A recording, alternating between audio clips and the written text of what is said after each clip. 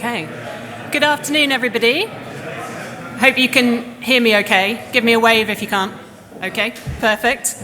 Excellent. Well, thank you very much, everybody, for coming to this workshop today, hosted by the British Embassy in Dublin and delivered with the Biorbic Science Foundation Ireland Research Centre on agricultural innovation for people, nature and climate. And what we're focused on today, as you'll see from the slide, is identifying opportunities for the UK and Ireland to work together in support of COP26 goals in this area.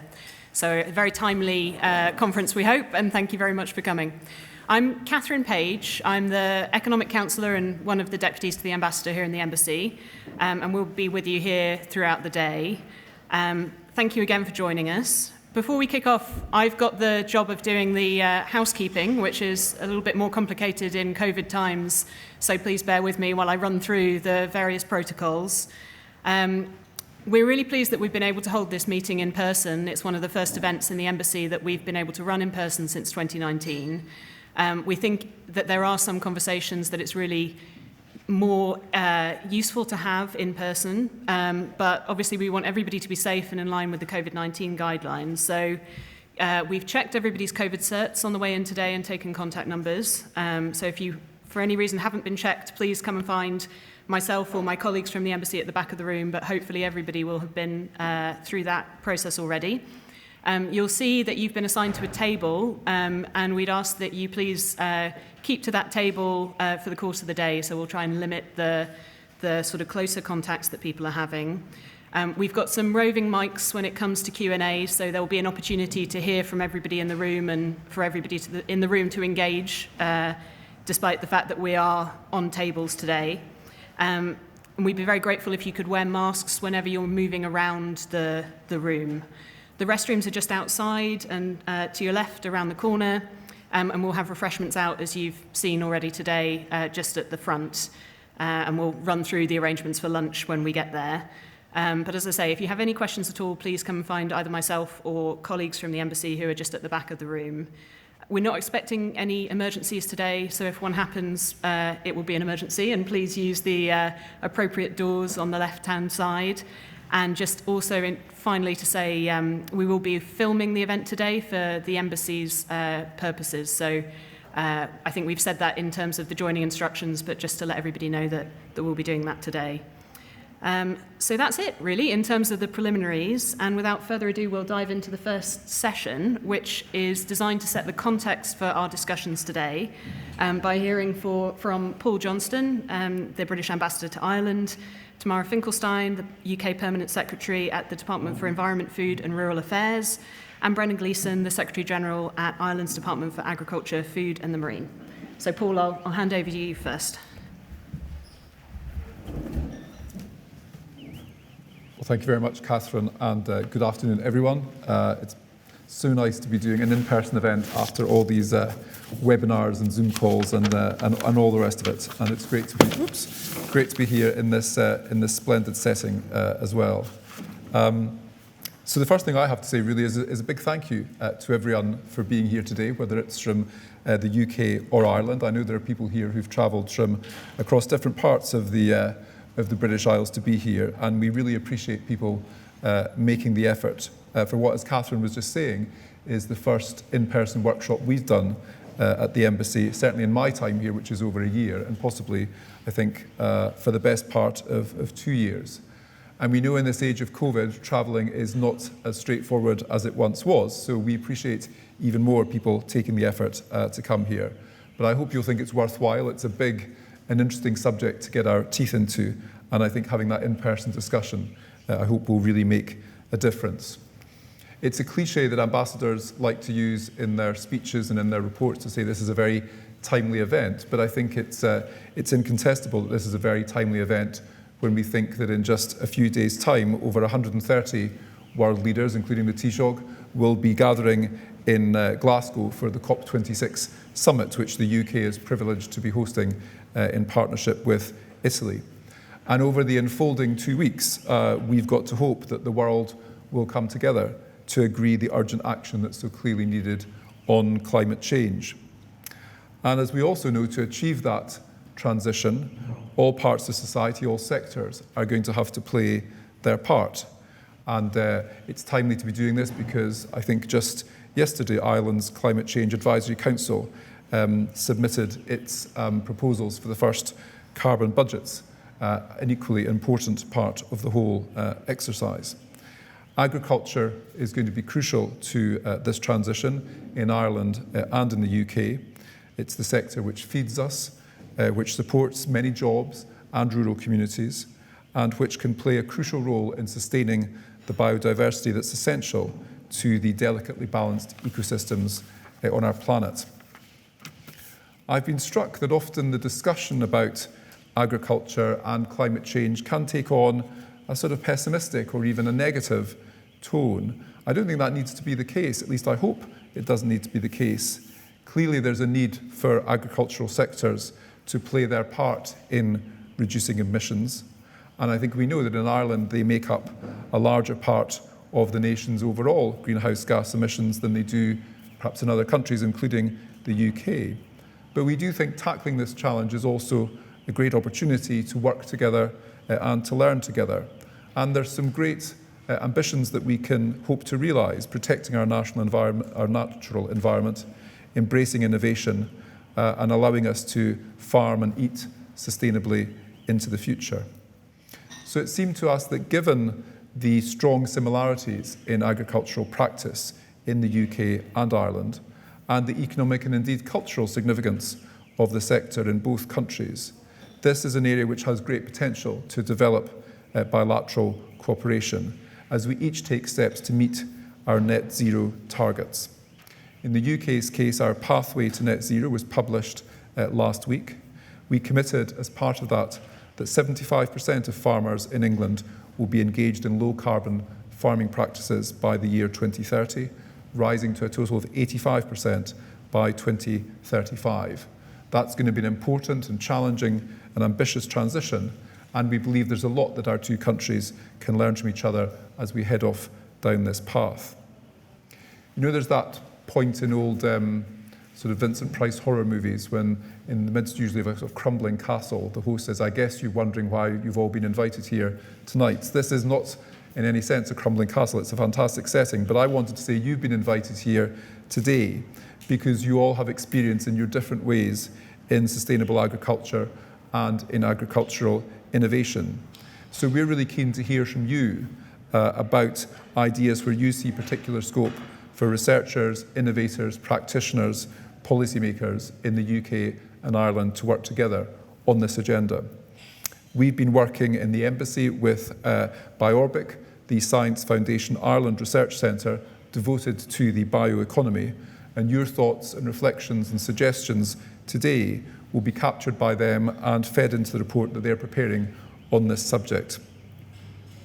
There is already a strong track record of UK-Ireland collaboration in the broader field of science and innovation. Climate action across the board and sustainable agriculture in particular, we think, present great opportunities to continue and to deepen this. And so we're looking forward to hearing more from all of you in the course of this afternoon. I'm here essentially, as you can imagine, just as the warm-up person, and so I'm very pleased now to be able to kick off this seminar properly, to introduce, first of all, Tamara Finkelstein, Permanent Secretary, as Catherine said, in our Department for Environment, Food and Rural Affairs, and then Brendan Gleeson, one of her counterparts in Ireland, the Secretary-General in Ireland's Department for Agriculture, Food and the Marine. And they will be setting the scene, laying down the challenge, if you like, and giving us a sense of the policy priorities and the ambitions that their respective governments have in the field of sustainable agriculture. So with that, by way of introduction, Tamara, I'm going to hand over to you.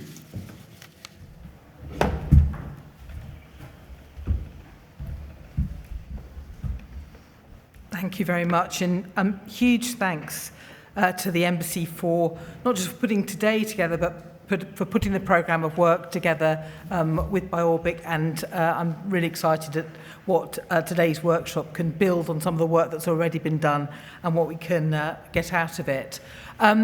I don't know about you, but as a student, however diligent, however committed I was to my subject, there was always a tendency to only focus and commit when the system required me to complete something, complete an assignment, take an exam. And I feel sort of COP26 feels like that sort of creating an essay crisis moment for the world, that you sort of know it matters and we're working on it, but somehow we need that peer pressure, that date, that public moment to truly focus and move us on in achieving net zero by 2050. And with it, we particularly intend the commitment to nature and to nature-based solutions playing their part in mitigation and adaptation to climate change. So alongside the sort of central mission at Glasgow to agree the NDCs, the national defined contributions to get us back on track on climate change. DEFRA has been working really hard on a COP theme on forestry and land use to get commitments to halt and reverse forest loss and land degradation by 2030 while delivering sustainable development and promoting an inclusive rural transition. And alongside the UK, Ireland's already signed the Leaders' Pledge for Nature and the High Ambition Coalition to protect 30% of land and 30% of water by 2030. So we are embarked on quite a challenge, on the sort of challenge, how do we transition food and land use systems to support climate, biodiversity, nutrition and food security outcomes. And it is very much a shared challenge with landowners, with food producers from farm to fork. And I mean, we all know that we can't achieve it to pull off truly sustainable food production without research and innovation. And so really welcome the work on the report and finding those areas where we can collaborate on science and innovation across UK and Ireland. Now, in England, we're engaged in a transformation of agriculture over 7 years, phasing out the Common Agricultural Policy basic payments and investing in a reformed payment system to drive environmental benefits alongside investing in innovation and animal health. So we've got a strand aimed at wide farmer participation by doing things that we know work and that we hope people will be able to do more straightforwardly, starting with soil and potentially on woodland, on hedgerows.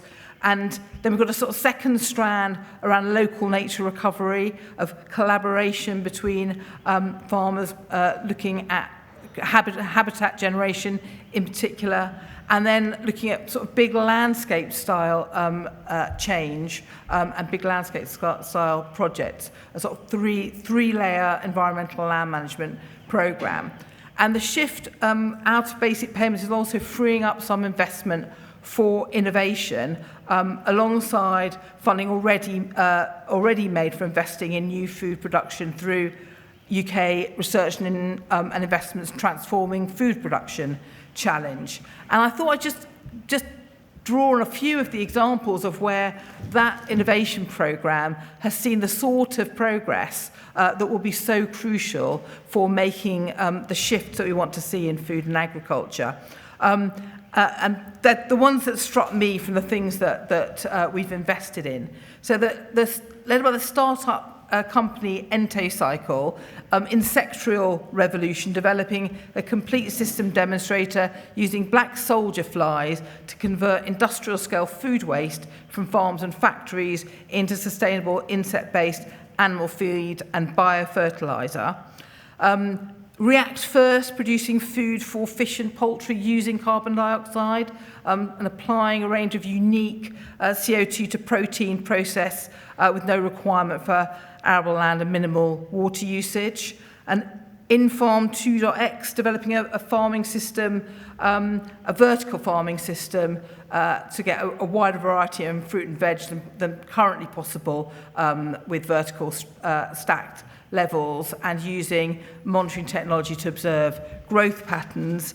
And finally, AgriSat, combining data from an algae growing system using seawater, produce food in deserts with satellite data to automate production and increase nutritional quality. There's a whole range, but I just the breadth of that and the kind of cutting edge nature of it is really very exciting.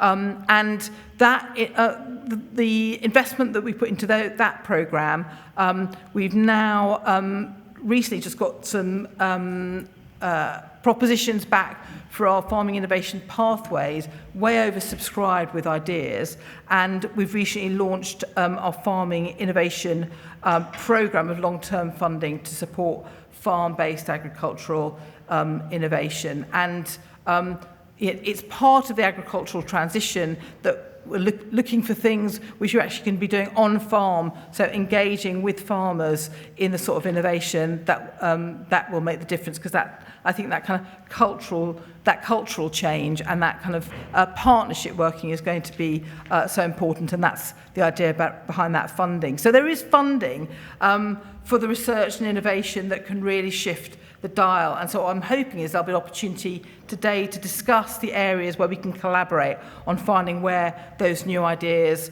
are going to come from. So I thought I'd just touch on three potential areas that I think would certainly in the sort of changes we're looking for really help.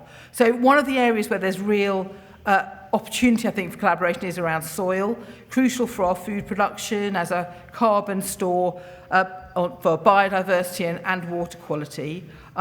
We're taking some action to improve soil management. That first layer of our environmental land management programme is very much about investing in paying farmers to achieve higher soil standards, and we're also investing significantly in peatland restoration. So we've got real priorities in those areas, but there's huge role for further science and innovation to tackle this critical area.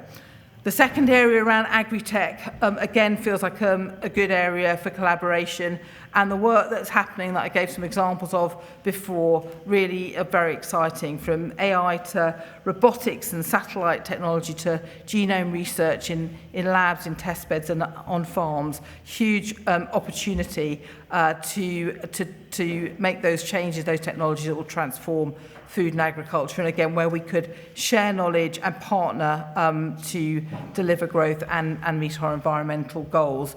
And perhaps a third area to mention for where again I think there's particular ways in which UK and Ireland can partner is on animal health.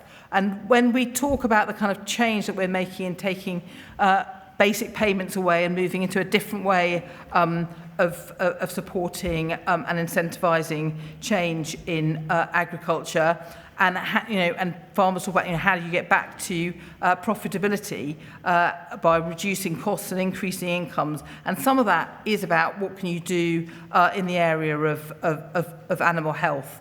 And again, I think cutting edge science here will help us make progress in a way that reduces costs and is sustainable while combating antimicrobial resistance, a key priority for us as well.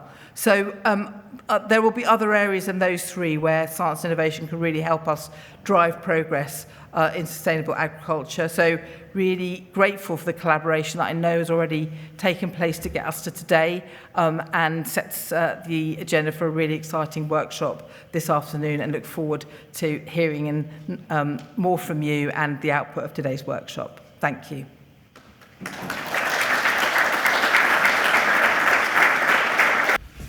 Good afternoon, everybody.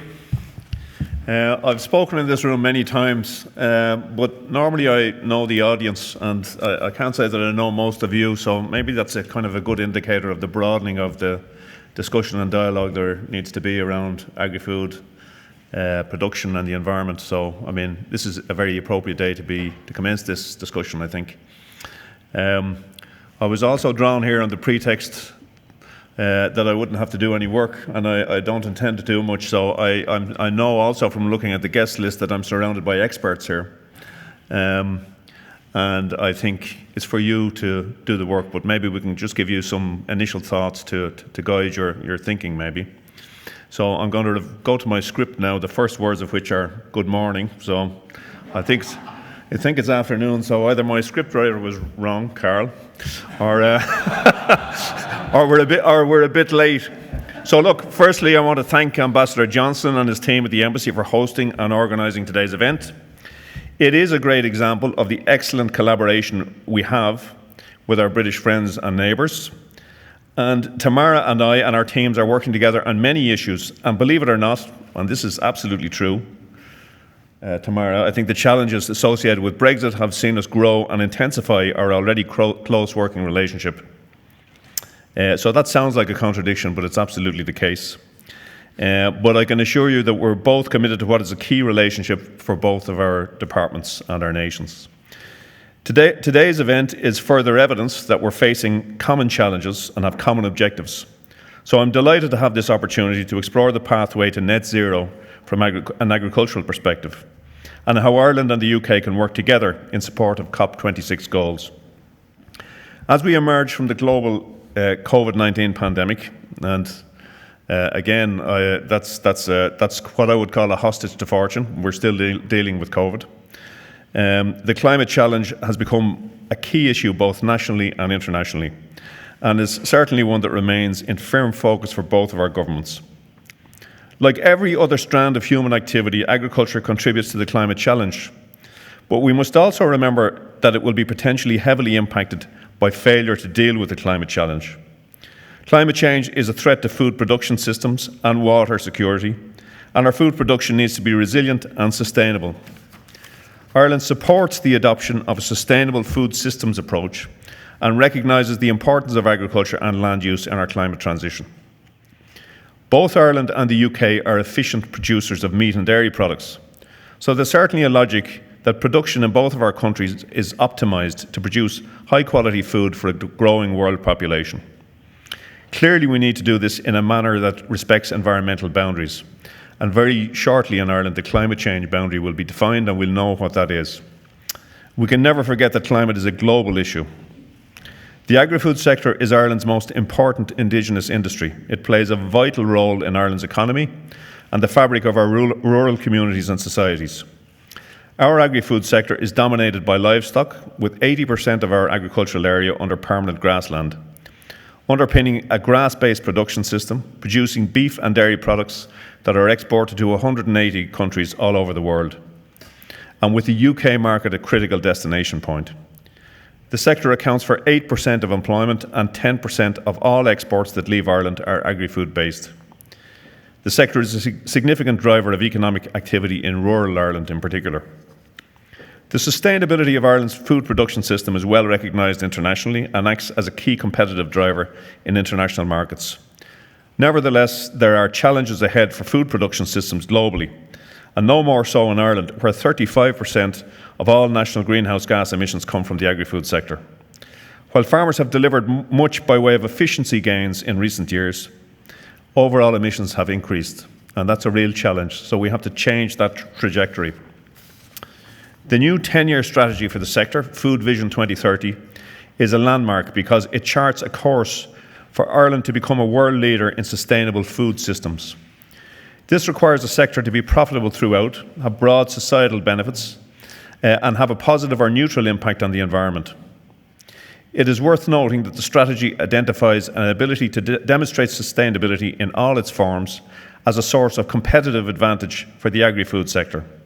But it makes clear that if this is to be realised, the sector, along with all strands of government and society, has to make significant changes.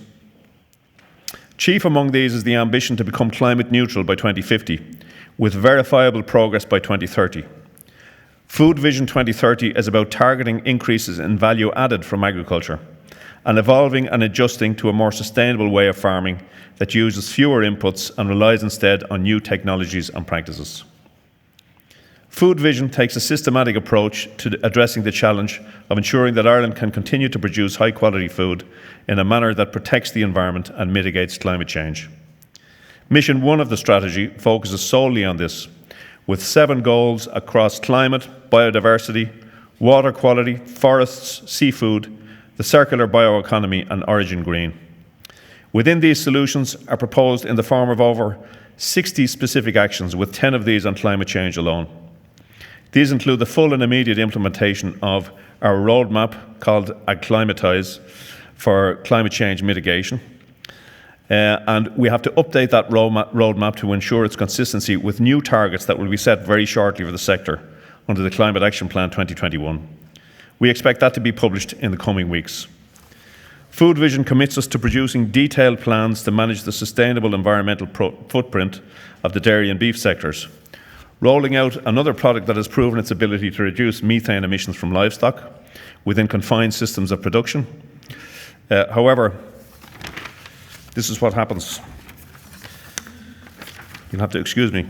Carbon farming, dramatically increasing our research into mitigation technologies appropriate for our grassland livestock systems, playing a leading role in how emissions from livestock are understood and accounted for, promoting regenerative agriculture, scaling up renewable energy and focusing on energy efficiency, and more besides.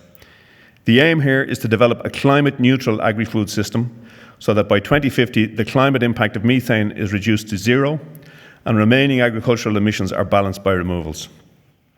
These actions will bring us a long way towards realising this, but will inevitably need to be built on further. Of course, it's only through research, innovation and collaboration with like-minded partners that we can achieve these ambitious goals. There is clearly an opportunity for the UK and Ireland to collaborate closely on issues of mutual interest, particularly around reducing methane emissions, maximising carbon removals in our soils, and indeed the global warming metrics and how they relate to methane. Indeed, I must recognise the existing collaboration through the Global Research Alliance, which sees Ireland, the UK and New Zealand jointly chairing the livestock strand of its activities. To comply with national climate objectives under the Climate Act, methane emissions from Irish livestock production will need to reduce over the decade. Ireland is interested in exploring opportunities for research collaboration in the space of methane-reducing feed additives. And I believe a technological solution in the form of feed additives or methane vaccine will be delivered on the back of significant research investment. The seaweed species Asparagopsis is showing significant potential to date, but the trial work needs to be expanded. 3NOP is another product that has proven its ability to reduce methane emissions from livestock within confined systems of production. However, a delivery mechanism for pasture-based livestock has yet to be developed. Ireland is also interested in the area of multi-species grasslands and clover, and their ability to reduce chemical nitrogen fertiliser use in pastoral systems. More and more farmers in Ireland are establishing multi-species swards or incorporating clover, but more research work is required on the most suitable species for Irish, UK specific climatic conditions.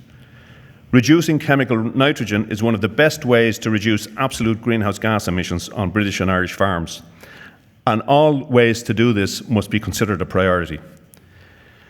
There is a significant research needed in the area of refining land use emission factors and underlying data to improve monitoring and reporting and verification, to increase certainty levels in the national inventory, and to provide the baselines for future carbon farming and voluntary carbon markets. The new CAP will be important to drive delivery of our environmental ambition. And I know that in the UK you're undergoing your own reflection on agricultural policy over the next few years. But I'm not sure that those policies can do it all. All stakeholders will need to play their part, particularly industry players who can drive behavioural change at farm level. In Ireland, we have seen initiatives such as some milk processors paying a milk price bonus for farmers that adopt certain biodiversity initiatives on their farms. This is the type of forward thinking that the agri-sector needs, where all actors in the food chain live up to their environmental responsibilities. This decade will bring about significant change for British and Irish agriculture, but producing high-quality food will remain the foundation of the agri-food industry. There is an urgency to addressing the challenges we face, particularly the climate and biodiversity emergencies. So my own view is that rather than waiting for perfect solutions, we need to start acting now. We need to adjust to a more sustainable way of farming that uses less inputs and relies instead on new technologies and new practices. I can assure you that my department's commitment will remain unstinted, and we will continue to endeavour to build closer collaboration with British counterparts in government, science and agri-tech. Events such as today's workshop will contribute to that effort. Ladies and gentlemen, I've learned a valuable lesson today, and that is that you should staple your speech when you make it. So apologies if I stumbled once or twice. Can I leave you just with a few thoughts? So obviously, a reference has already been made to the publication by our Climate Action Council of carbon budgets up to 2030. And over the next week or two, government will make decisions on the sectoral targets, and that will be published in the form of a climate plan for 2021. So just in the context of your reflections today, because I think we're all at a critical moment here from a global perspective, I think I would like people to think about how we can build a commercial proposition around driving emissions reduction at farm level. Because I don't think the state can do all of this. I don't think the individual actors can do all of this. I think we have to build that commercial proposition around emissions reduction. The second thing is that, I think realistically, we have to develop the right public policy triggers here and the right regulatory system. But in doing all of this, it's critically important that we don't alienate the people who own the factors of production, the people we will be expecting to deliver on this. So I think, again, that is a critical part of our deliberations, how we deliver a positive proposition around what we need to do to have a positive impact on climate without alienating those people we need most to deliver on the change. Thank you all.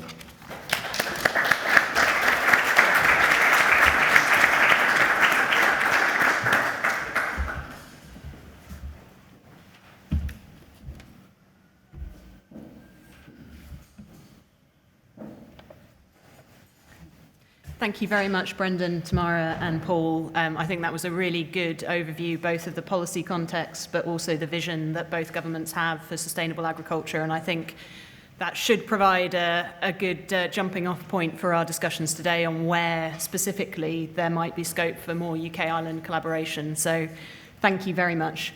We've got just a few minutes now if there are any questions that anybody had for either Brendan or Tamara on what they've said, some of the examples of the areas that they have highlighted. I can open the floor. Apologies, like Brendan, I won't know all of your names, but hopefully by the end of the day we will know everyone's names. We've got a microphone ready if anybody wants to come in first. Just up here at the front. If you wouldn't mind saying just who you are when you have the microphone and who you're directing your question to, that would be great. Thank you. Good morning, everybody. My name is Richard Tiffin. I'm Chief Scientific Officer at Agrimetrics, which is one of the Centres for Agricultural Innovation in the UK. I'm just struck by Brendan's final comments there about how important it is that we create business models around trying to achieve what we're trying to achieve. And I think this is it's more a comment really rather than a question. But I think that we've got the usual suspects in the room here. We've got people primarily from the agricultural industry. And the trouble with that is that the agricultural industry, the food and agricultural industry, has limited resource.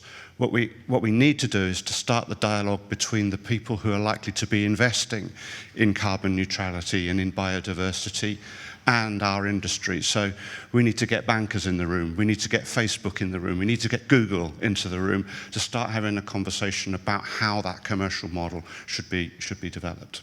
Thank you. Thank you very much. Brendan, I don't know if you wanted to come back on that, building on the point that you'd made.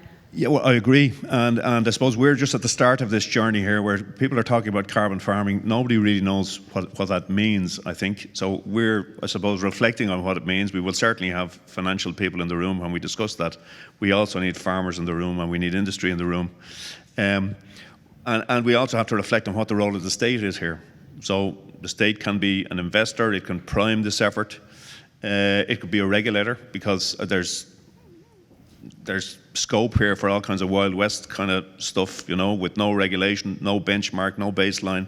So I think we have a lot of work to do to make a proposition here that actually delivers real change. But all of those actors that you've spoken about there are critical to the whole enterprise, I think. I agree. Tamara? Thank you. No, I suppose I'd echo the point, Brendan, that you made, which was that the one thing we do know is that we're not going to get there just by state action, and certainly by state money, and that's not across agriculture, but across the whole of the kind of green transition that we need to make. And there's a lot further we need to get in how we set up projects in a way that leverages in wider finance, have that wider conversation with the financial services sector. And I think there's huge interest. But how one defines things in a way that people can see the revenue stream, we've begun to see it in terms of how you do that for water companies, for example, and how you get their investment. But that wider investment is challenging. I mean, one of the things that we've got as part of our environment, we're going through a biodiversity net gain, begins to get to a place where you can see the investment based on, that we can get a kind of market going. But there's lots that we need to learn about how to do that. And I agree with you about the wider set of partners that we need to have to do that. Are there any other either questions or reflections while we have Brendan and Tamara here with us? Just over here.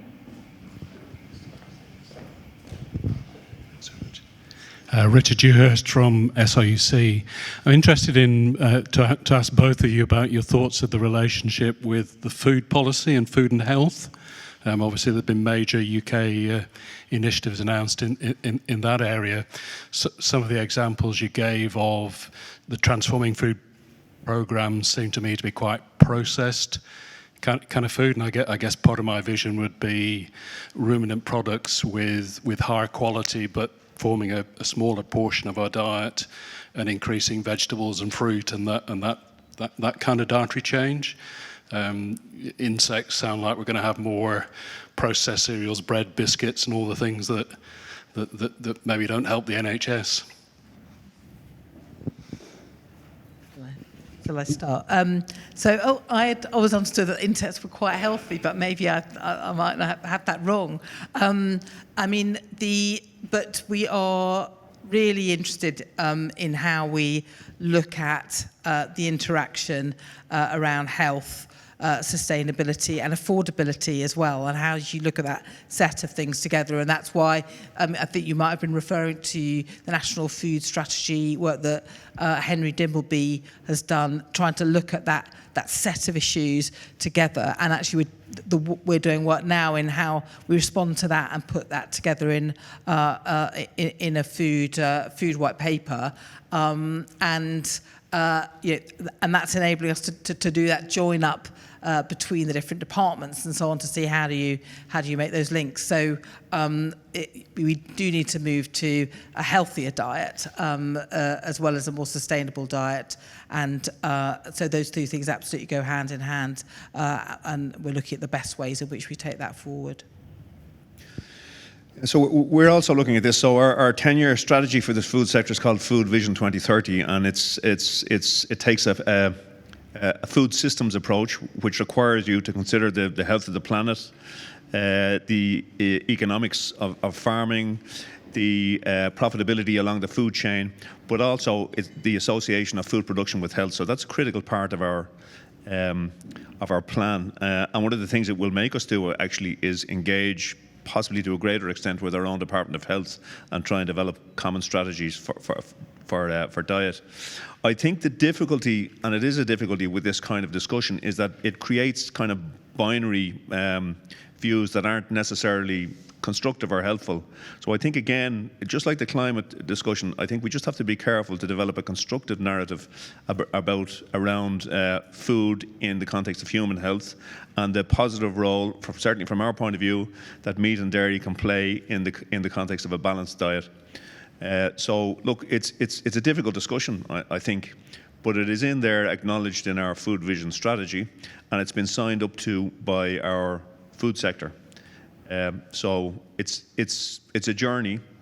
You're starting from a particular place, and again, like climate change, I think you have to be on a trajectory here, which is realistic and positive. But I would just counsel against discussions that kind of create binary views of what's right and wrong here, because I'm not a dietitian, but dietary matters are quite complex as I understand it. I'm sure you know more about it than I do, but anyway, that's my view.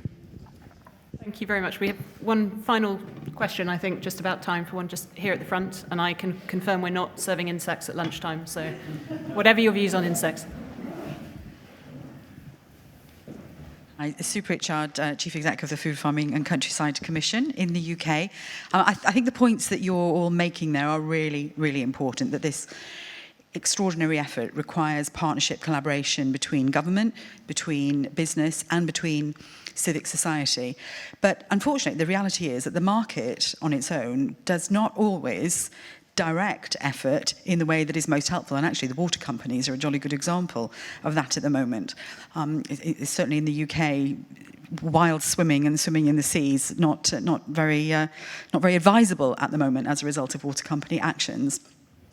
So I think the question that we're exploring at the Commission, and I'd like to hear your views on this, please, is the role of development finance, patient, mission-led, government-backed finance that directs the market in the transformative actions that it needs to take, which I suspect it won't be able to undertake on its own.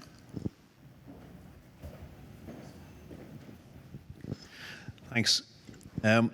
Yeah, well, I mean, I think, look, there are a number of strands of action here that are required. One is public policy, and I think how you direct public finance is a critical part of that. Second is regulation. And the third is the commercial proposition and how we can bring business people in and how this can make sense to people.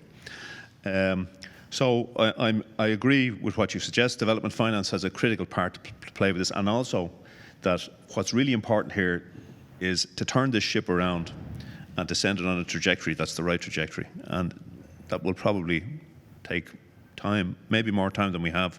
So I think, listen, there will be tensions in the effort to mitigate climate change along the way. There's absolutely no doubt about that. You've probably seen some of the coverage this morning just in the Irish press about the publication of the climate budgets. So we can expect more than that. But I think people have, I'm repeating myself now, so it's time to stop talking, but people have legitimate concerns here. There's a lot of fear and trepidation among people running small businesses, and I think we have to do our best to develop our proposition here in a way that brings people with us to the greatest extent possible. It's not possible to do this without some friction, but it's really important to try and bring people with us, because I think there are legitimate fears out there among that cohort of people, I think. Thanks. Yes, I mean, not huge amounts to add. I mean, I would suppose that there is a role for how do we spend the money that we have, how do we create the right incentives. There's clearly a role for regulation. You talked about water companies. The truth is they're regulated, and you know we're entering into the next kind of price review, and that will form a part of it. Wild swimming, kind of suddenly people are swimming in things they didn't used to swim in. So you have to decide as a society, do you want to invest in making those waters fit for swimming? But you know, and also making available some of these kind of investment money that we have in a way that kind of triggers partnership with commercial companies, I think is the key way to go. But I will explore it more. Thank you. And I can tell you that I swim every day in Dublin Bay, and it's quite safe. You should try it while you're here. Well, I think with that challenge laid down, that might bring us to the end of this session. But I feel we could talk to you for the rest of the afternoon. But I know Tamara and Brendan, you have other things to get to, but your officials are really well represented here, and we will keep you up to date with the outcomes of the discussions and where we hope to see more scope for UK-Ireland collaboration. So thank you very much to both of you, and if we could express our thanks to Brendan and Tamara. Thank you.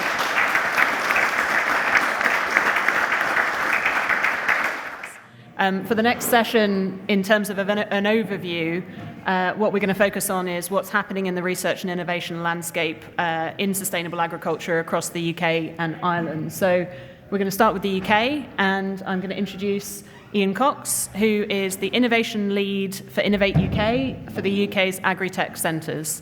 So I'll hand over to you, Ian. Thanks very much, Catherine.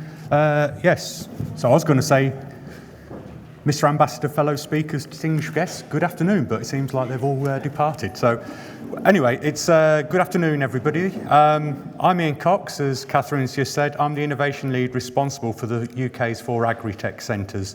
It's good to see so many of the Agri-Tech Centre partners at this meeting today, people like Elizabeth McGowan from Northern Ireland, from AFB there, sort of Richard Dewhurst from SRUC, just to name but a couple really. So it's great that we're all here. I'm going to give you a very brief introduction to the UK's capabilities and research priorities in agriculture innovation.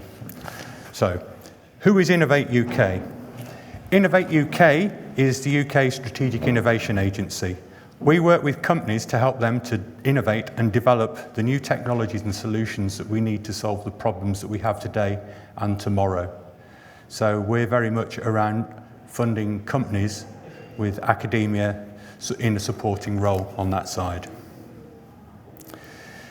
Innovate UK is one, along with the 8 other research councils, makes up UK research and innovation. Our mission is to convene, catalyse and invest in close collaboration with others to build a thriving, inclusive research and innovation system that connects discovery to prosperity and public good. In other words, we create knowledge with impact. So all those words that we talked about before, we heard earlier on like that, that's what Innovate UK and UKRI do. Might seem odd that we're talking about why should we focus on agriculture and food. As we've heard before, there are a lot of problems out there that we can't solve in isolation. They are global problems, so we must work together collaboratively to develop and implement the new solutions that we need. So, the Biotechnology and Biological Sciences Research Council, or BBSRC, invests heavily, around £500 million annually, into not only research, but also the infrastructure and the resources needed to deliver on the bioeconomy and research out there. These include the strategic partner universities around the UK, doctoral training programmes, as well as 8 specialist research institutes, such as Rothamsted Research, that have international reputations out there.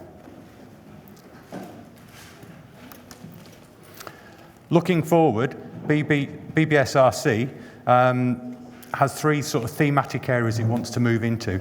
Advancing the frontiers of bioscience discovery, recognising the new tools and technologies that are going to be driving a revolution in our understanding of living systems and how they function. Tackling strategic challenges, 3 areas where bioscience can help address major challenges facing society, as well as offering opportunities for economic growth in the bioeconomy. And building strong foundations, ensuring the UK bioscience community has what it needs to continue to deliver world-leading, groundbreaking research and innovation. Within the sustainable agriculture and food, these are the thematic areas that BBSRC and the academics are very much focusing on. So you can see there's agriculture and food system approaches, building resilience into the agri-food systems, linking agriculture, food and nutrition to health benefits. So as we heard before about how do we eat healthier, so they're looking and doing a lot of work on that. Transformative technologies for agriculture and food out there, and reducing the environmental impacts of agriculture and food. As we've heard, agriculture is a vital part of the economy for both our countries. In the UK, it's not a very large percentage of the GVA, but it underpins a very large food and drink sector, which is the largest manufacturing sector in its own right in the UK. It's also part of a much larger bioeconomy, and when you look at it, it adds £220 million GVA, billion pounds to the GVA to the economy, and it is responsible for 5.6 million jobs in the UK. So it's a very large sector that agriculture is responsible for. Moving on to my area of expertise, the UK's Agri-Tech Centres. These are a unique partnership that was set up as a result of the UK Strategy for Agricultural Technologies. So it joins up existing excellence and has invested in some new innovative resources and research that don't exist anywhere else. It is a unique partnership between academia and industry.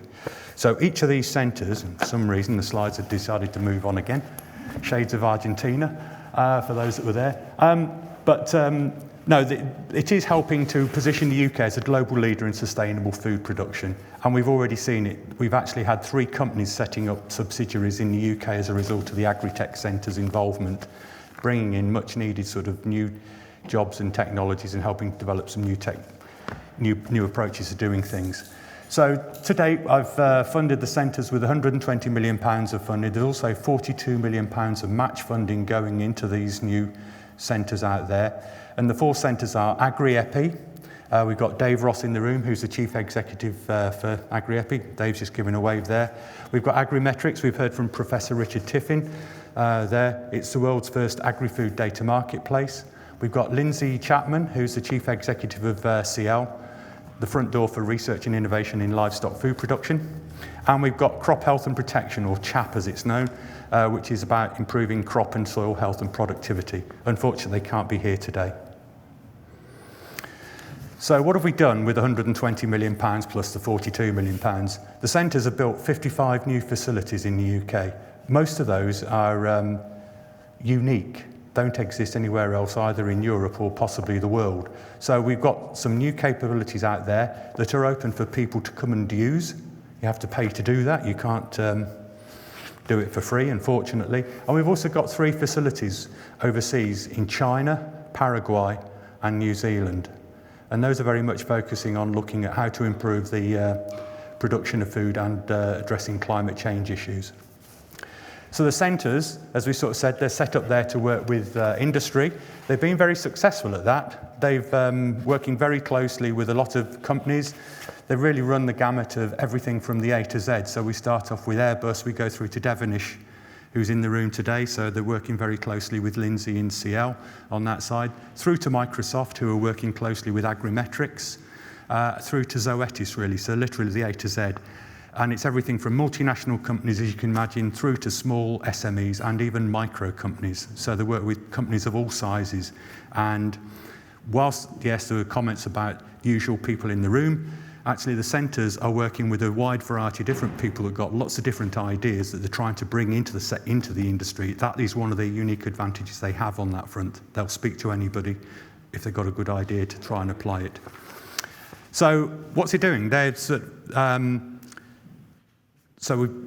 won 400 projects to date out of Innovate UK. Quite a lot of those of late have come from the Transforming Food Production calls that Innovate UK and DEFRA have funded or are about to fund going forwards. So they're doing extremely well on that front. They've created well over 280 new positions, and that's projected to rise to about 750, I think, by about 2025, like that, as a result of some of the projects that are coming out. So those jobs are in not just in the UK, but they're out in places like Africa as well, so providing much needed sort of stimulus to local economies out there. They've got thriving membership schemes with over 380 organisations now connected up to them, ranging from farmers through to multinational companies there. And they are returning, it's going to be projected a return on investment to the UK economy of at least 13 to 1. So for every £1 invested in the Agritech centres, it's generating £13 for the UK economy. And as we said before, they're underpinning the UK bioeconomy. So CL, the Livestock Centre, it is the front door to a very large collaborative network of expertise and innovation. It is Europe's largest and possibly the world's largest. It's a bit like Carlsberg, but it is a very large applied animal research collaboration, really. So it pulls in everybody from AFBI in Northern Ireland through to SRUC in Edinburgh University in the north, in Scotland, down to Nottingham University. Sorry, Phil, I forgot to mention you before, on the front over there, like that, right through. So they're literally covering the whole of the UK there. So as you see, they've got 800 odd researchers, well over 80 industry members now there, and they work closely with industry and government departments, including DEFRA. So 26 new facilities like that. They're managing an awful lot of projects, and they're very much focusing on climate-smart livestock systems, looking at resource efficiency and precision nutrition, endemic disease reduction, combating antimicrobial resistance, health and welfare management, food integrity, genetics and gene technology. So one of the key things that CL has done to date is it produced a net zero carbon and UK livestock report in 2020. Now you can download a copy of it by following the link at the bottom of the screen here, but what it showed was that even with all the current technologies, if we had very high uptakes of all the new technology, we are going to fall well short of the net zero goals by 2050. We're only get to about 38% of the goals that the target that we're going to need to get to by 2050. There's a lot of work still to be done out there. So there are lots of different strategies, but one of the out there that need to be addressed. The report also identified where they need to do further research going forward. It's starting to look at things like the rumen methane, nitrous oxide from manure and fertiliser, looking at the carbon footprints. But one of the key bits down there is we need better carbon accounting tools out there, which is something Agrimetrics, I know, are working hard on that front, and as are AgriEpi as well. So there's a lot of work that needs to be done still out there in that space. Not only that, CL are producing a next steps report, which is due out. Part 1's due out in November, and part 2 will follow in February 2022. So watch this space, folks, if you want to find out what CL's thinking is going forward. Agrimetrics is the data marketplace for agricultural information. Agrimetrics very much sort of they want to see very much a thriving sector that is making full use of data out there. And it wants to do that by sort of allowing people to sort of get hold of data, but if you've got data as well, to put it into their data marketplace so that it can actually be exchanged freely using the FAIR principles to allow people to sort of work with that data and actually start to generate new models and algorithms to move things forward. But the key part is that they want to be able to allow you to monetize your data. So if you put the data into the model or into the data marketplace and your data gets used, you'll receive a payment for it. So that's what it's there to do along the way. I'm probably oversimplifying it, but speak to Richard if you want more details on it. But Agrimetrics is working closely with Microsoft. It's got a product out there called Fields of the World, which is, if you like, the world's first digital twin for something like 12 different crops around the world, covering several thousand hectares. So it's a major project that Agrimetrics have put together, funded by Microsoft on that front. They're working closely with Airbus, looking at Earth observation data there. They are AHDB, or the Agricultural and Horticultural Development Board. It's a levy body in the UK. They're its strategic data partner. So they're working closely on there, trying to get the best benefit out of all the data that AHDB hold on that front. And for the DEFRA people in the room, they've done a lot of groundwork around the National Food Strategy, and they actually reckon they've got the basis to cover off Recommendation 12, which is around the National Food Database on that front. So speak to Agrimetrics. They've done a lot. They've got a lot of work there and got a lot of the infrastructure in place to actually move things on. We've heard about regenerative agriculture as one of the new strands going forward. Well, Agrimetrics are working with Peterson Control Union on a project called Regen Agri, where they're helping companies or farmers to actually transition towards regenerative agriculture, increasing the soil health and encouraging biodiversity. And as a result of that, well, the project was only launched in May 2020. 100,000 hectares are now being managed by Regen Agri like that. Agrimetrics' role in that was helping to develop the data infrastructure platform and making it easy for people to update it and expand the whole process going forward. And I'm probably, Richard's a chap that'll be able to help you on that particular bit if you want more details on that. Crop health and protection has 18 open access capabilities at 10 locations throughout the UK, and it says run by world-class experts. That's very true like that. So they've got people like AHDB, they've been doing a lot of work on crop storage. No point actually growing lots of crops in a carbon neutral thing if you then lose a third of your crop, or even I think up to 65% in some parts of the world, releasing huge amounts of greenhouse gases. In fact, food waste, they reckon, would be the third largest producer of greenhouse gases if it was a country in its own right. So they're doing a lot of work looking at how you can better store crops going forward and make sure they're still nutritious as well. There's no point having stored crops that are lacking in the nutrition that we all need on that. They're doing a lot of work around intelligent agronomy and soil and crop health systems, innovative crop health strategies.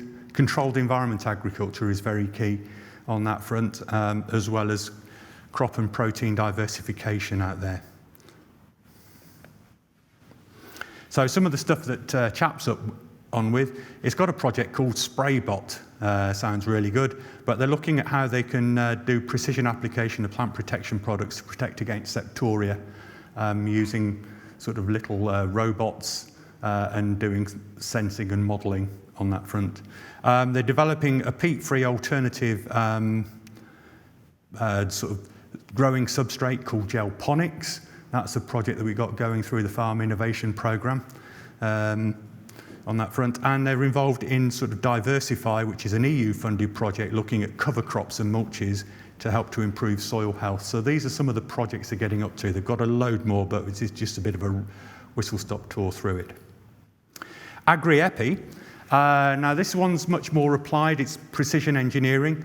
You'll see lots of little dots on the map up there. Agri-Epi has not only sort of series of innovation hubs around the UK, but it's also got a satellite farm network. So it's got 25 satellite farms out there, which have got leading farmers, sort of award-winning farmers that are very innovative, keen to try out new technologies. So we've actually got a proper test bed to actually take some of the kit or new approaches and try it out on a real-life farm and see how well it works in practice, because it's different in laboratory to what actually happens on a field. So it's no good, as somebody said, it's no good having 10 people in white coats to operate the machinery, because it just ain't going to see the light of day out there. And it's got to fit on the back of a tractor by and large. So with a satellite farm network and its network of innovation hubs and incubation facilities, it's helping companies to grow and scale and help to develop some of the new technologies that are needed out there. Everything from sort of sensors and new robotics.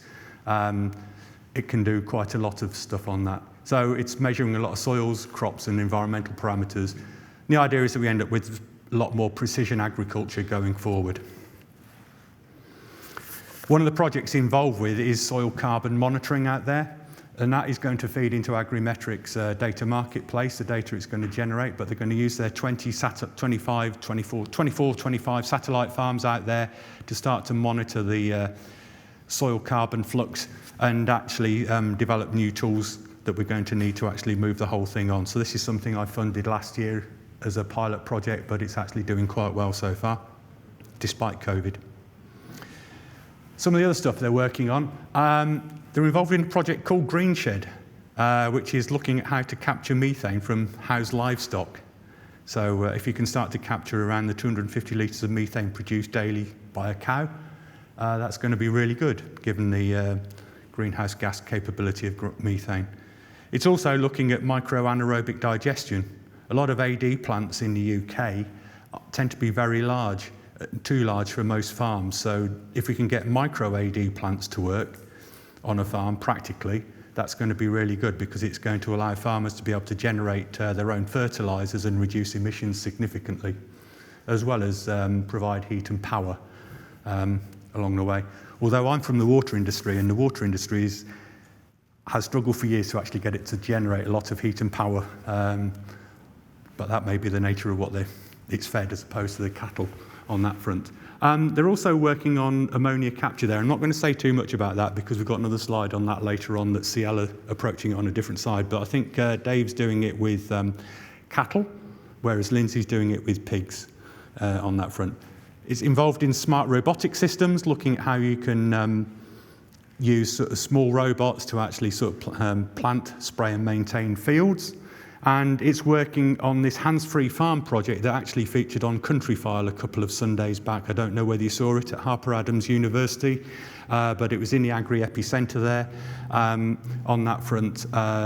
So it's a really good project. It's involving some real farmers as well, not just on the university farms, but it's actually out in some farms in North Yorkshire.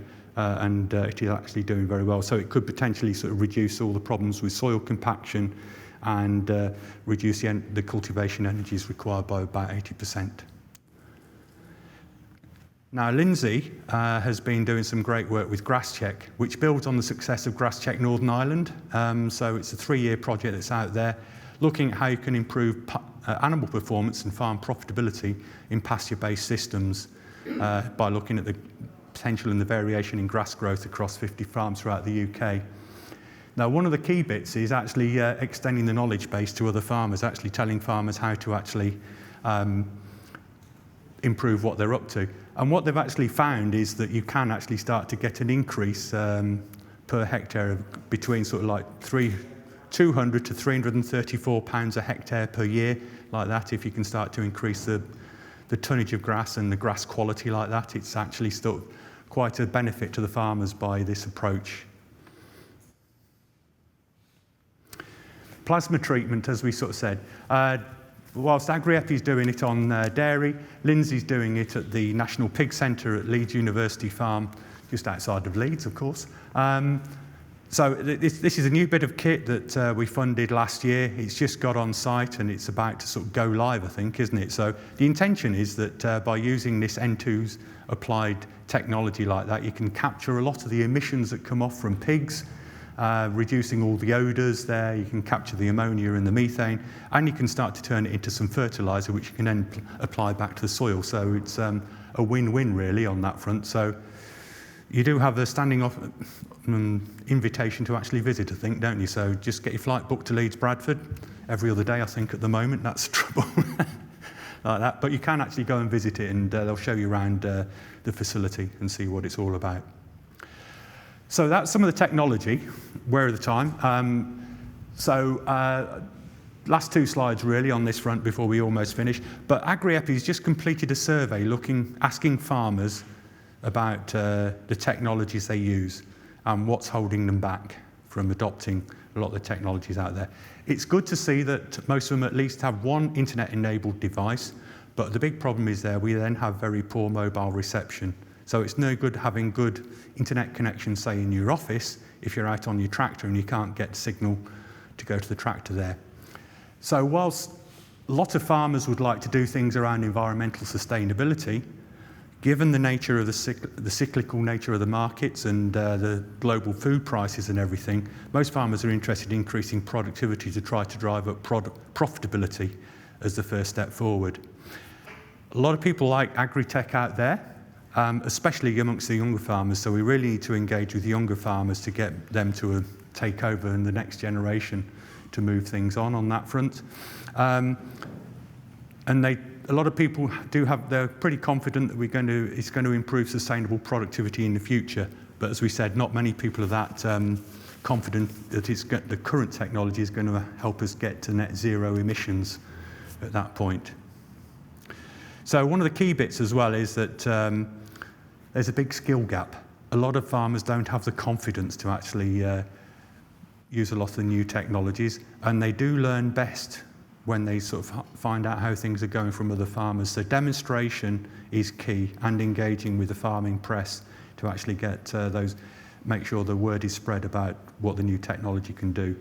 So the centres are very well placed with their networks to actually help inform farmers. They do that on a regular basis. And with the satellite farm network as well, we've got a good opportunity there to actually demonstrate some of the new technology going forward.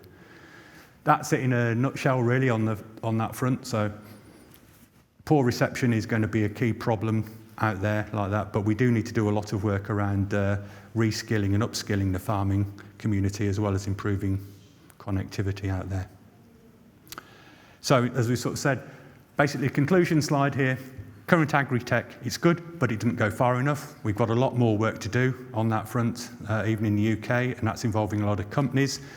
We've got to improve farmers' confidence to make sure all the new technology will work and show them that it will work. Translation and demonstration are key out there. We do need to upskill the industry and provide the data infrastructure and improve the connectivity out there. So 4G, 5G as a minimum, really, to actually move things on. Centres are all here. You can have a copy of these slides afterwards. I see some people are taking photos, but please do you can distribute these slides as a PDF afterwards like that. But please do speak to Dave Ross, Richard and Lindsay that are in the room today. They're very happy to sort of work with you and try and solve your problems. Any questions?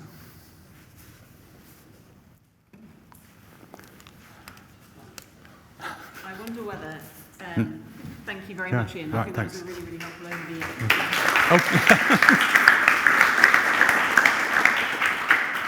I wonder whether what we might do in the interest of time is if we... No. I think it was great to get that comprehensive coverage, and actually it's also really good to have the representatives from the agri-tech centres here as well, and I'm sure there are lots of questions that people will have, but I wonder whether we might invite Kevin O'Connor to run through, similarly on the Irish side, what the research and innovation landscape's looking like. And then we can come to questions at the end, because I think perhaps when we've heard what's happening in Ireland, there might then be a bit more sort of reflection on where we can do more together. So Kevin, I will hand over to you. Thanks very much. Good afternoon, everybody. So I'll tell you a little bit about, I suppose, the context for from the Irish side on the strengths and capabilities in Ireland. So I'm going to look a bit at policy as well to start off with. Brendan Gleeson mentioned this morning, Food Vision 2030. So that's the 10-year strategy for the Irish agri-food sector.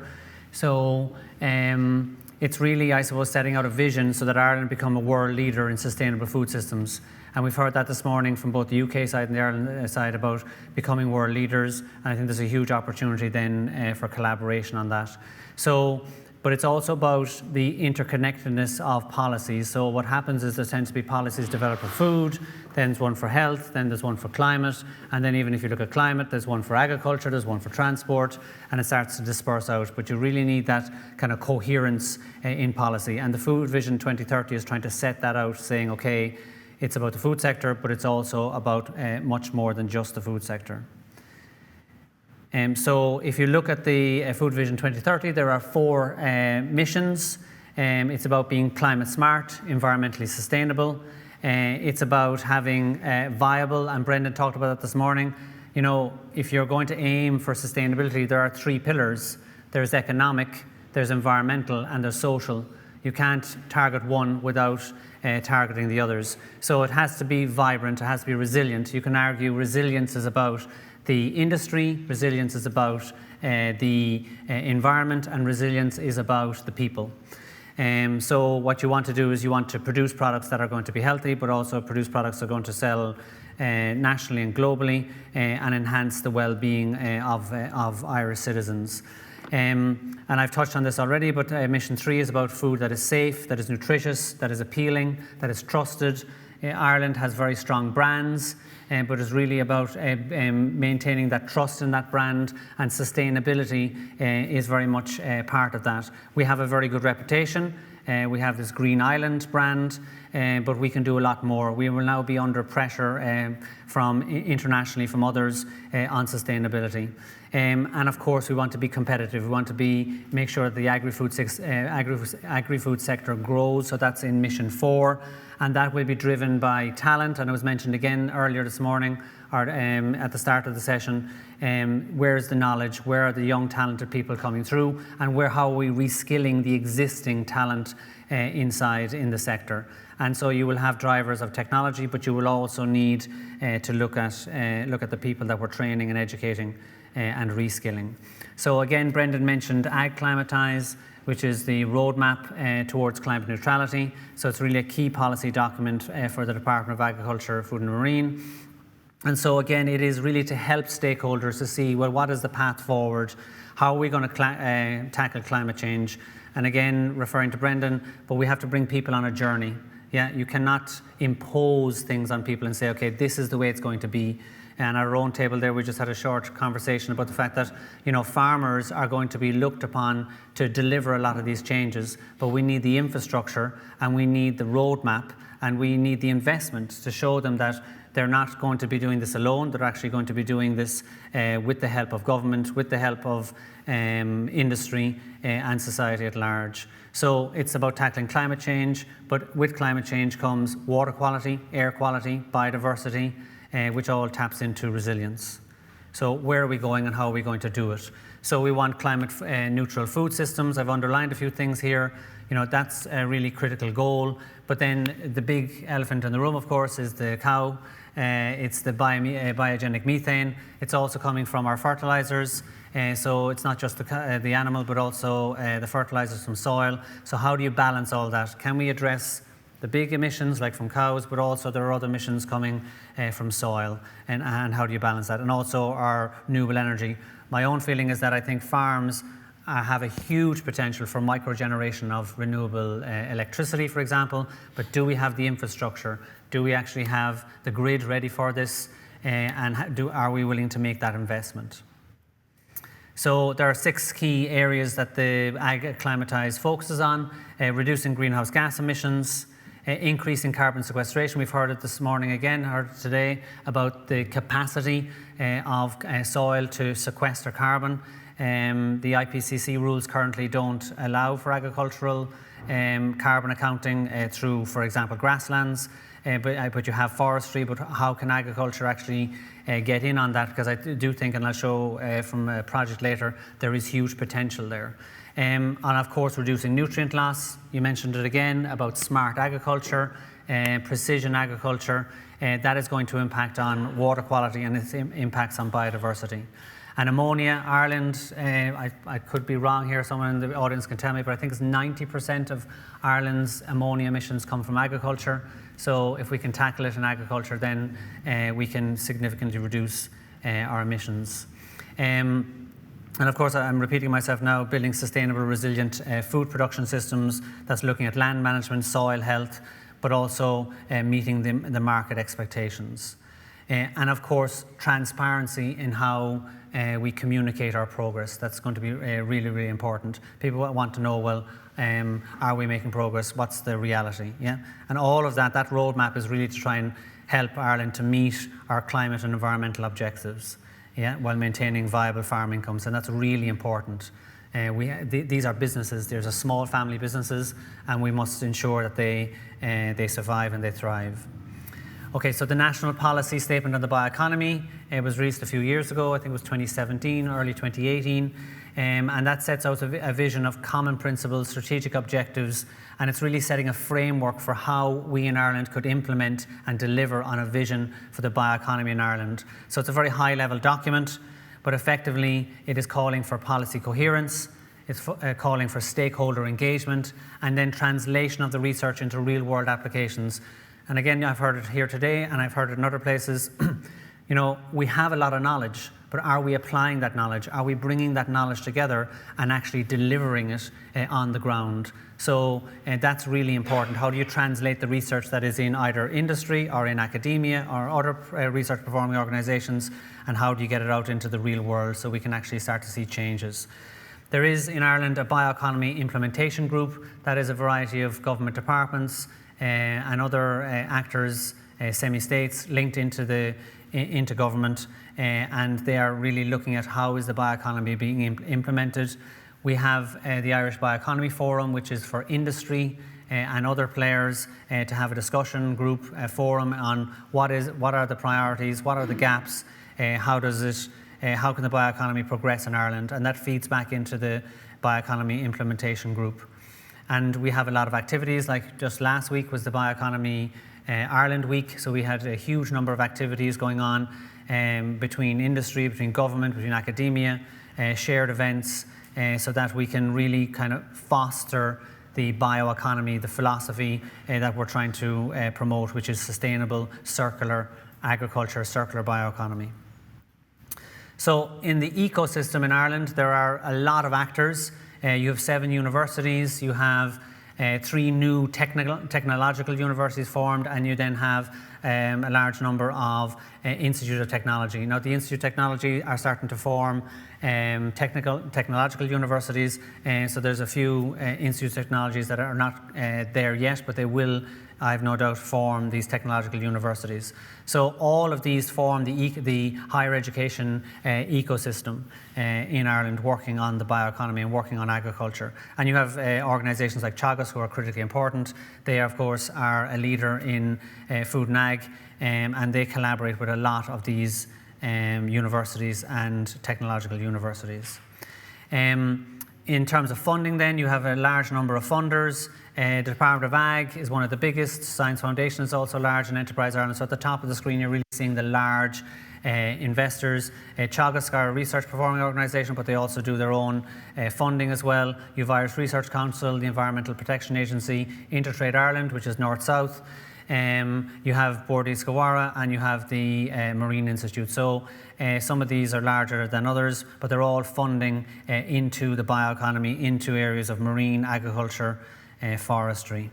And of course, for Ireland, we all link in then to Horizons Europe. There's a big pressure, I suppose, on all of us as researchers to find non-exchequer funding and to look at the Horizons programme. And that obviously is very active in the area of sustainable agriculture and the bioeconomy. There are multiple opportunities there.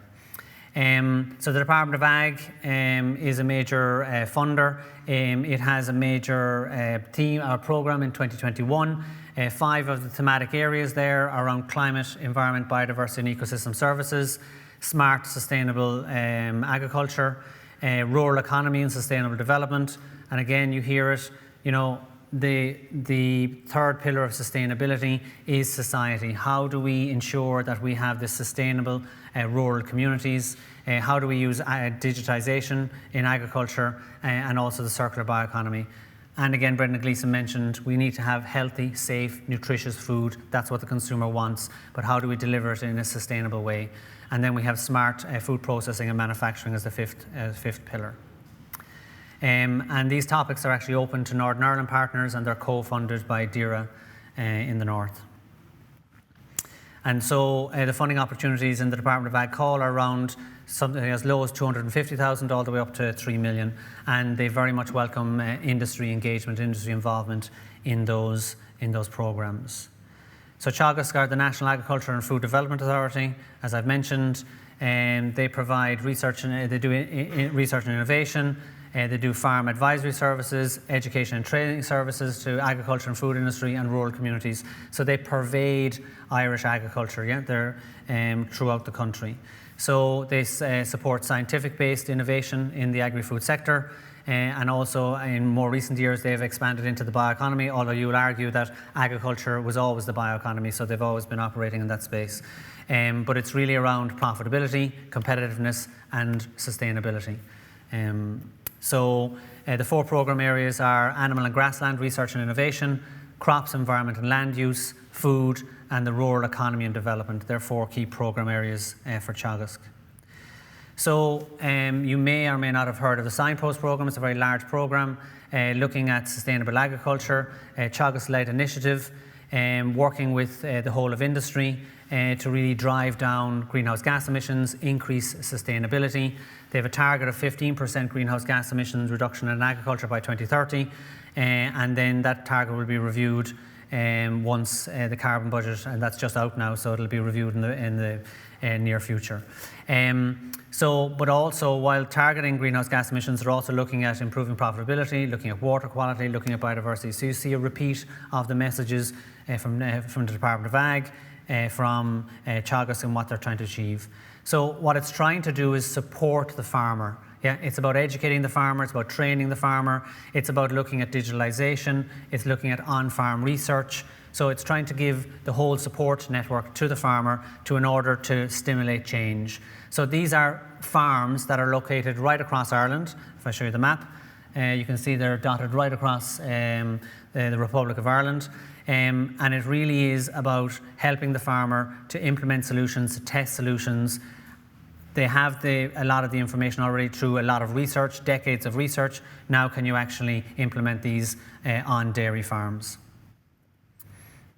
So there's a huge number of partners. You have the big names like Kerry Co-op, Glanbia, you have Carberry, you have a number of other state agencies as well involved, like Bord Bia, Devonish are involved. They're here in the audience today as well. So it's a massive collaboration across the sector, and Maeve Henshin, who's here in the audience as well, gave me this information, said you can actually register to be a signpost and part of the signpost program if you're a farmer. So you can get the newsletter through that, what do you call it? QR, thanks very much. So it's really about getting farmers involved, getting them informed, identifying what changes they can make on the farm and getting them active. So it's creating a community, and that's really important. And it was again mentioned this morning that farmers react to that. Yeah, once they're part of the community, they may be slow on certain things to take things up, as you've said, but once they learn from peers, they feel more comfortable. So it's really about demonstrators. And so again, the key targets are the 15% reduction in greenhouse gas emissions. It's about identifying mitigation actions, and then how do you actually do future research that will identify and improve and build on that. And basically it's by working together, we're stronger together rather than apart. So from an SFI point of view, we're funded, I should have said that, my name is Kevin O'Connor, I'm from biOrbic. I got straight into it. So we're a Science Foundation Ireland research centre. We're tasked with developing a sustainable bioeconomy, a circular bioeconomy. So we do a variety of research, and I'll talk to you about that in a minute. But we're funded by Science Foundation Ireland. So Science Foundation Ireland have invested in 16 world-leading SFI research centres. The idea here is to create scale and excellence, and they've invested just under 700 million euros into these centres. And there is a number of centres that are involved in the kind of food sector. You have APC in the top left, headquartered in UCC. You have ourselves, biOrbic. You have Vista Milk, which is headquartered by Teagasc. And all of these are involved in the food systems, in bioeconomy, in sustainable agriculture, and you have MARI as well that are involved in the marine. We also do work in the marine, and we also collaborate across projects. So one of the projects I'm going to talk about later, Farm Zero C, biOrbic lead it, but Vista Milk are also collaborators on it. So these centres tend to collaborate across. And there's a big emphasis on industry investment in these centres. So industry invested just over 450 million euros to date in research. There's a huge number of collaborations between academics and industry. And there are a huge number of, there's nearly 2,000 postgraduate students to date that have graduated from those centres. And they're funded by industry and funded by SFI. So just to talk a bit about Vista Milk, which is an SFI-funded centre that I've mentioned. So really what they want to do is grow the Irish dairy industry to become a world leader in fundamental and translational research. So if you look at the diagram here to the left, they have a number of strategic goals around food security, sustainability and prosperity and societal enrichment. And then they have major research themes. So they're looking at pastures, they're looking at the animal, and then they're looking at the products. Yeah, and under that then they have a number of key supporting technologies, whether that's omics, like in genomics, whether that's test beds, data analysis. They're trying to use those technologies to address the thematic, their research themes, and by addressing those research themes, they achieve their strategic goals. So that's how they're built. And they collaborate, for example, with Tyndall, so around sensor development. With the Walton Institute around comms, Insight, which is another SFI centre on data analytics, and then they integrate that data with the ICBF, for example, and then deployment to Teagasc. So you can see that they're an agricultural centre, but they're linking in with centres around sensors, around data, around communications, so they're using that network to deliver on their strategic goals. So what you see is it's right across the supply chain, from farm to fork, or from soil to society. And so what they're doing then is they're addressing these major societal challenges by collaboration from their own sector. And so ultimately, like all SFI centres, it's about knowledge generation and it's about knowledge transfer, and that's really important so that you can actually get change. And in the case of Vista Milk, it's about change at farm level. So I just talk briefly about biOrbic. So we're Ireland's National Bioeconomy Research Centre. We're very much built on some of the principles of the Bio-Based Industries Joint Undertaking, which is an EU public-private partnership between the European Commission and the bio-based industry sector. And so, and also on the bioeconomy strategy from 2012, and later that was updated by the European Commission, and it's about the sustainable use of our natural resources. And the sustainable use of some of our natural resources is about leaving it where it is. It's about preserving it. It's about growing it. and it's about ensuring that it does deliver, for example, ecosystem services. But we recognise that we will use a lot of those resources. We use them through agriculture. And so the idea is that we use better what we already use. So there are many side streams that arise from agriculture. So what can you do with those side streams? We produce very high quality products, but if there are side streams, either from the growth of that product or the processing of that product, what are we doing with it? That maximizes efficiency, reduces pressure on land use, for example. But also the marine. The marine is a very fragile environment. The marine is a very robust environment. How do we ensure that we exploit the resources from the marine sustainably? So using well what we don't use yet, and there are again a lot of resources in the marine that we need to understand before we start to exploit them. And there are also resources that we are currently exploiting, and we need to know more about whether it is negatively or positively impacting on ecosystems. And also there are wastes from the processing of marine resources. Are we using those to the maximum? So we want to enable a vibrant, sustainable, circular bioeconomy by undertaking that research. And of course, like any SFI centre, it's about research excellence, and again, it's about innovation. How do you translate that research into the marketplace? And so we're also about training. Yeah. So the bioeconomy is ancient because it's tens of thousands of years old. When did farming start? But it's also very new, the kind of bioeconomy we're talking about. And how do you marry those two? And one of the problems is skills shortages, educational shortages, knowledge shortages. So how do we actually get that? So we want to train the future bioeconomy leaders through structured PhD programs, for example, through collaboration with industry, by placing our students in industry, by working with industry, and also by doing fundamental research. So, and we're focused on 3 key areas: agriculture, forestry, and the marine. And we work with primary producers, we work with food processors, we work with technology developers, but we also work with policymakers, because we want to ensure that policy development is informed by knowledge. But we also want to learn from policymakers that, are we actually doing the right research? Are we actually asking the right questions? And of course, citizens' engagement. And we don't want to just have education and public engagement as a kind of an outlier. Here's our research, and we engage with the public and we kind of talk to them. No, it's about bringing them in and trying to understand, okay, what do citizens think? And Maeve is over here in the audience, social science. She works with farmers to try and understand who are the power players in these sectors. What are the potential impacts of the activities of agriculture and of the changes that are going to occur in agriculture or forestry and the marine? So it's very much about building social science. And when we started, we did have a certain amount of work to do to convince the funding agency that you shouldn't be just funding STEM, you should also be funding social science.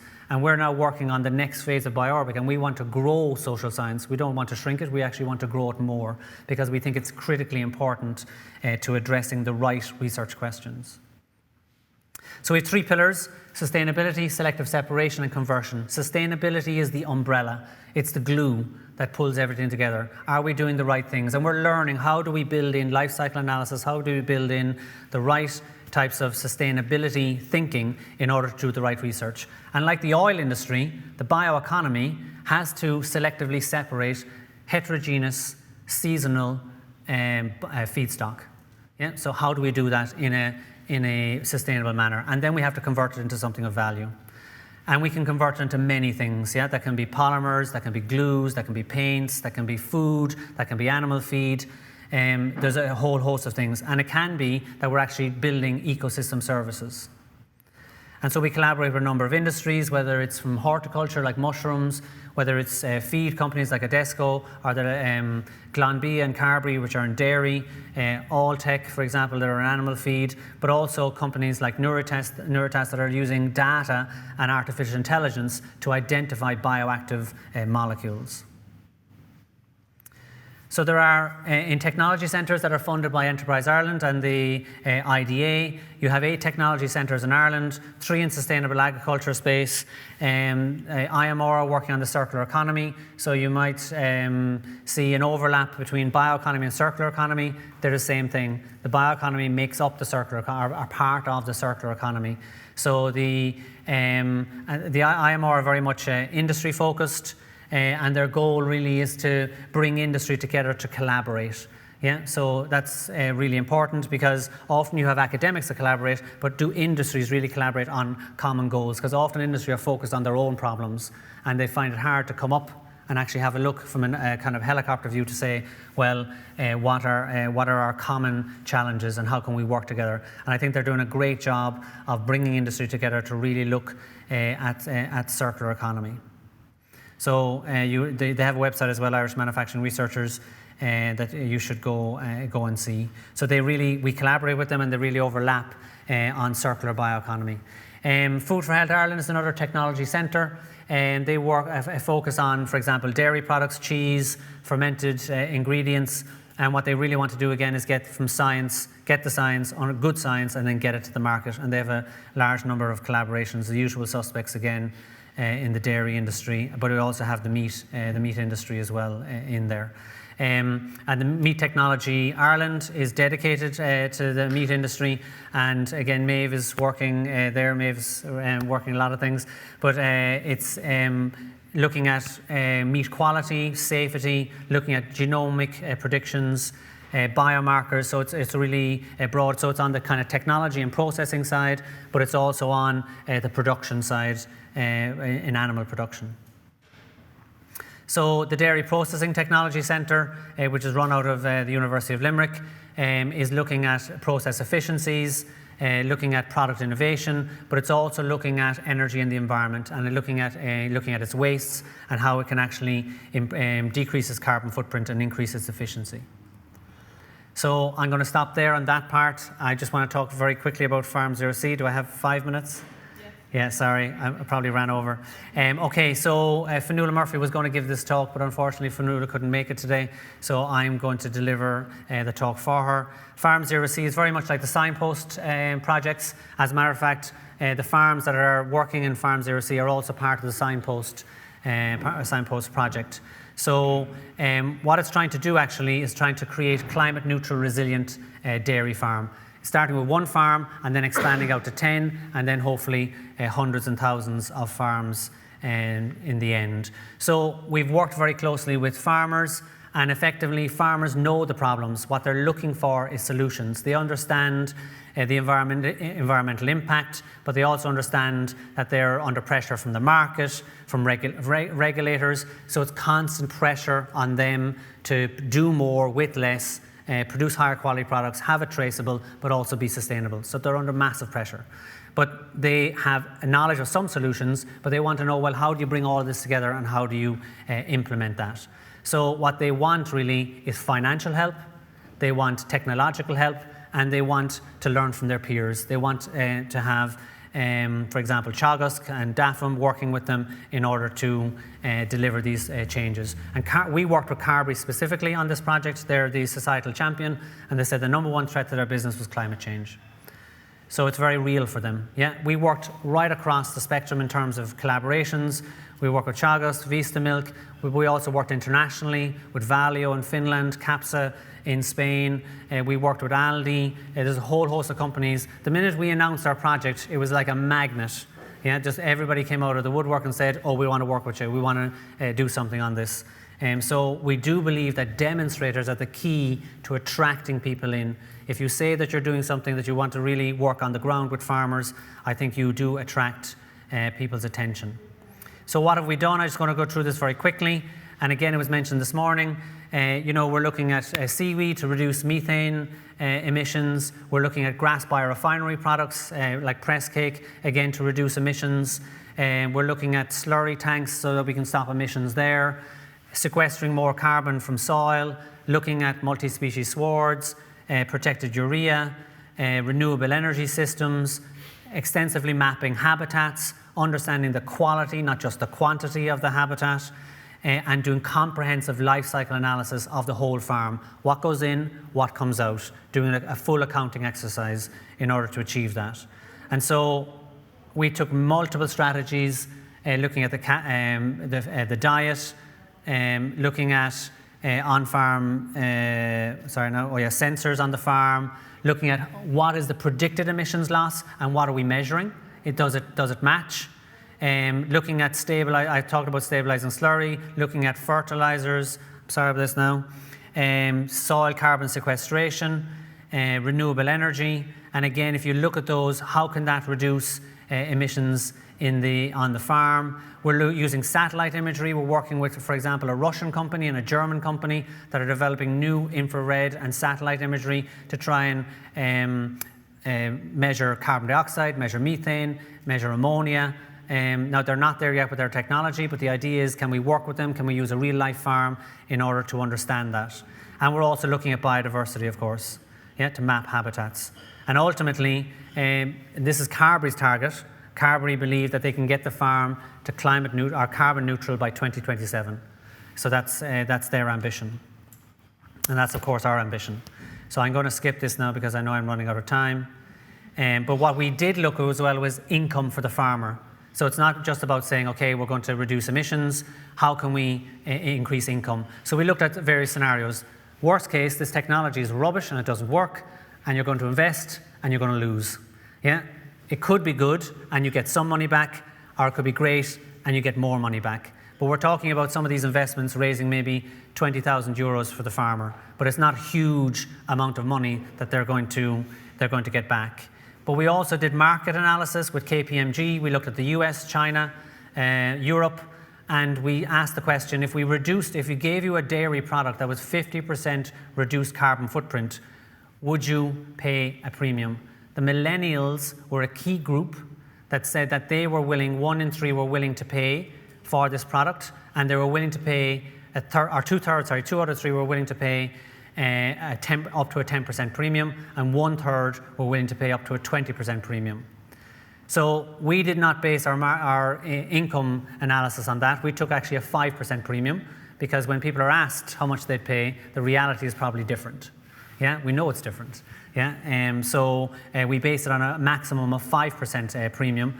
Where could they increase in the market? But we also looked at carbon trading, and we do think carbon trading is a massive opportunity for farming, but the knowledge on carbon trading isn't there. We don't know for sure how much carbon soil can sequester and how much is lost. There needs to be a lot of work done there in order to achieve those goals. So decarbonising agriculture is a massive challenge. There are targets, we know that in Europe, but there's also targets for biodiversity. Our ambition is to have one farm climate neutral by 2027 and use that as a blueprint. And I think that's a better use than paying 600 million euros a year in fines to the European Commission because we're not hitting our targets. We need to invest and make sure that that the farmer gains. I'll stop there. I apologise. Sorry.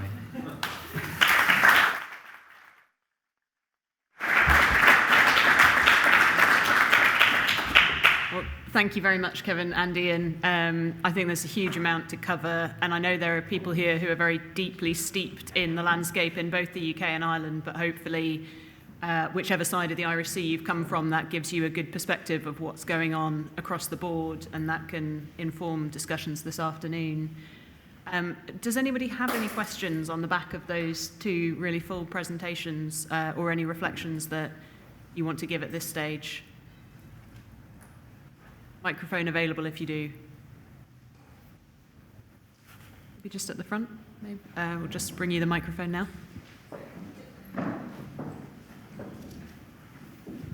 Just a really quick question for Ian. You mentioned your work and your partnerships with New Zealand, China and Paraguay. Mm-hmm. Obviously we can understand New Zealand and China. You might explain Paraguay maybe, please. Okay. Are you mic'd up? Yeah. Yeah. Work that AgriEpi is doing out in Paraguay is looking at how they can improve the finishing of the cattle out there, which is a different system to the UK. So I think it's quite a lot longer out there in Paraguay. Dave Ross is really the expert on that one, but we do know that I was out in Argentina back in February of last year, and the Paraguay we call it the smart farm because of what we're trying to do about looking at joining up the whole sort of landscape part there, going back to what you were talking about before around join up across the whole piece, looking at the whole package. But out there, they're looking to try to improve the finishing of the cattle by taking out some UK technologies and working with the Paraguayan farmers to actually do what they're doing. And I think, was it 6,000 head of cattle they've got out there in Paraguay?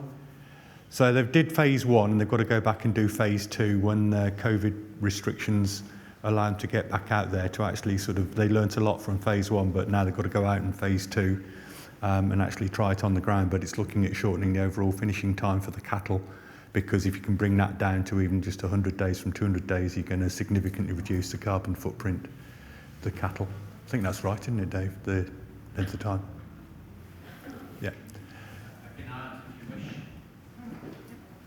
Please do. Yeah, I think it's an exemplar for South America. It's a large farm, in excess of 100,000 acres, so it's representative of the large farming contingent in South America. Paraguay specifically has a very interesting component of its internal law that allows easier access to Mercosur, which is why we looked at Paraguay. And also Paraguay is one of the areas where there's it's one of the sleeping giants in terms of exports and production capacity, whereas lots of people head to Brazil and Argentina. There's a lot of other impact that can be made in those other territories where there's a lot more, shall we say, growth headroom in productivity and net zero capacity. So that's one of the principal reasons we went there. Yeah, and certainly South America like that, yes, it's a very large beef production, but they're desperate to get new technology down there. They want to learn better ways of farming and doing things and reduce their footprints, and at the same time improve productivity out there, because it's 90% of their economy down there. So they're very keen to actually do stuff, and we think we've got something we can help them with on that front and work in partnership.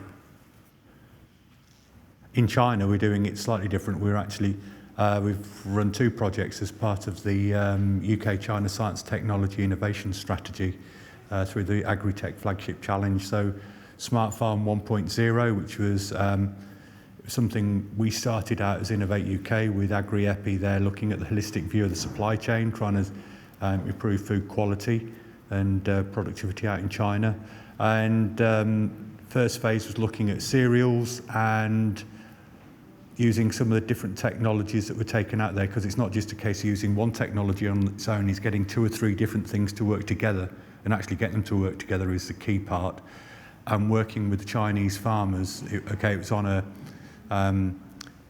Chinese National Institute sort of testbed farm in a research institute, but the data from that showed that actually by doing that we could actually reduce global consumption of fertilizers by 6% on one crop alone in China by modifying what they were doing on that basis. So there's sort of work gone off there, and Dave's just done got another project up and running, Smart Farm 1.5, which is looking at animal health in sort of some of their large farms. So pig production out there, I think some of the pig producers in China actually produce more pigs than England and Ireland together, like that. So it's scary the number of pigs they have, and they've suffered swine flu out there, but developing all sorts of different technologies and taking it out and seeing how well it works out in their conditions, and they're able to sort of demonstrate that you can sort of spot diseases a lot earlier, I think, and so it'll give them a better handle on animal husbandry out there as well. So there's a lot of work going off on that front.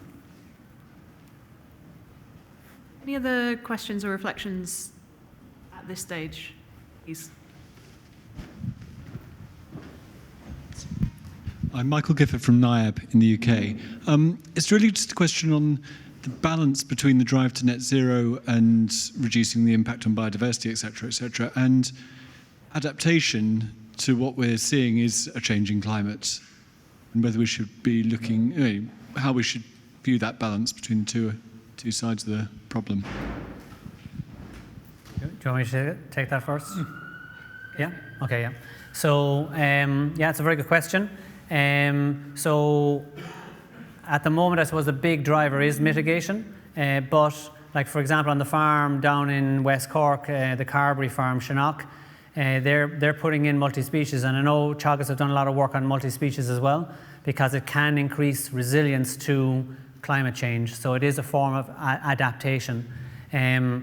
But the big driver is mitigation, and I appreciate more needs to be done probably on the adaptation, but it is about the type of grassland you're going to use, but it's also the type of hedgerow probably as the climate changes. But so I don't know if that answers your question.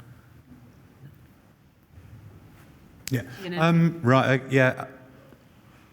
We are going to have to adapt, I think, sort of going forward as the climate changes. I mean, I used to work at the Food and Environment Research Agency over near York, and we did a little sort of pilot project there, actually looking at what would happen and modelling some different projections. And I think you are going to have to sort of accept that even if we get to net zero by 2050, it's not actually going to bring down the level of carbon, it's just going to maintain it like that. So that's going to allow for 1.5 degree rise, I think, by then, isn't it, or by the turn of the century. So that the farming systems are going to alter. We are going to have new sort of invasive species coming in and new threats to livestock and crops there. Different crops are going to grow better, so I think farmers will actually have to do a bit of have to adapt and learn to grow different crops along the way, or sort of possibly have more heat-resistant, heat-tolerant species. So there's scope for keeping some of the existing crops going, but with different breeds, you know, sort of so speed breeding, some of the new technologies, genetic technology is going to be key to actually get some of those adaptations going, I think. And it's crops that are going to adapt to both extremes that could happen within a season. Yeah, there's going to be too much water and too little water. Yeah. So it's crops that are adapted to both. I don't know what it's like here in Ireland, but in the UK we've had an awful lot of going from very dry spells to sort of sudden very big deluges and like a month's rainfall in a day of late, sort of. So we've been getting a lot of extreme weather events of late, and that's probably going to happen more and more, isn't it? Well, that's yeah. And so that's going to be key. And then the other side is, what's it going to do to the soil? Is it going to start to wash the fields away? If you're going to get dry spells and then sort of big downpours, it's going to cause all sorts of problems. But there are plenty of experts in the audience that could. It's going to keep you guys in the job for an awful long time yet. Yeah. No shortage of work to do. I think that was on one of the slides. In the interest of time and with a food theme, we are going to move to lunch next. So. Really the purpose of these two opening sessions was to set the scene, to get a good understanding of what's happening across the UK and Ireland, both on the policy front and in terms of innovation and research. So thank you very much, Ian and Kevin. That was really informative. And then after we've actually had our lunch, we'll get onto the main course of the session, which will be discussions about where the UK and Ireland can do more together in some specific areas. So I think we'll make a start, just because I don't want us to run over. So the next session, as mentioned, is really the heart of what we're here to discuss today, and where we really, really want to hear from you as the experts across the UK and Ireland. You have each been assigned a table with a particular theme and a secondary theme, which I'll invite Derek O'Brien from Biorbic to say a bit more about in just a second. We've tried to allocate people to themes that they had indicated a preference in. If we haven't got that quite right, apologies. We're somewhat constrained by having to keep people to tables, but I hope that there'll still be scope to have a good discussion and to have a broad discussion across the room at the end. So I'll hand over then to Derek O'Brien from Biorbic to talk us through how we're going to manage the workshop element here. Thank you.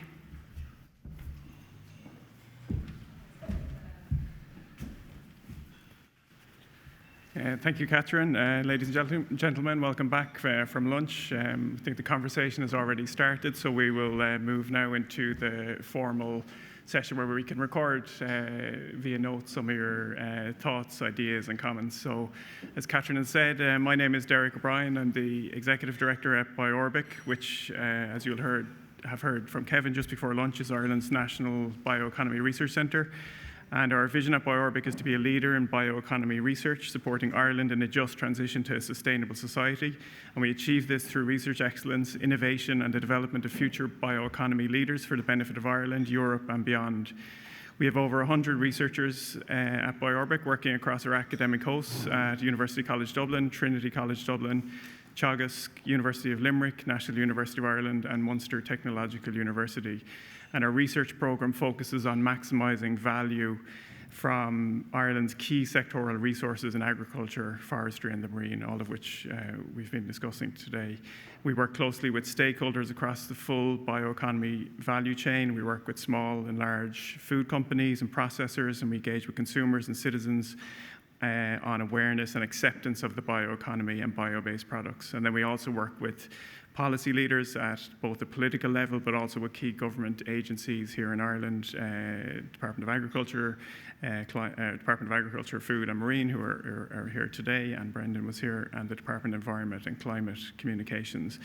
And then we also work extensively with our partners in the UK, and for example, we work with the University of Nottingham on our jointly SFI and EPSRC funded Centre for Doctoral Training, Atoms to Products.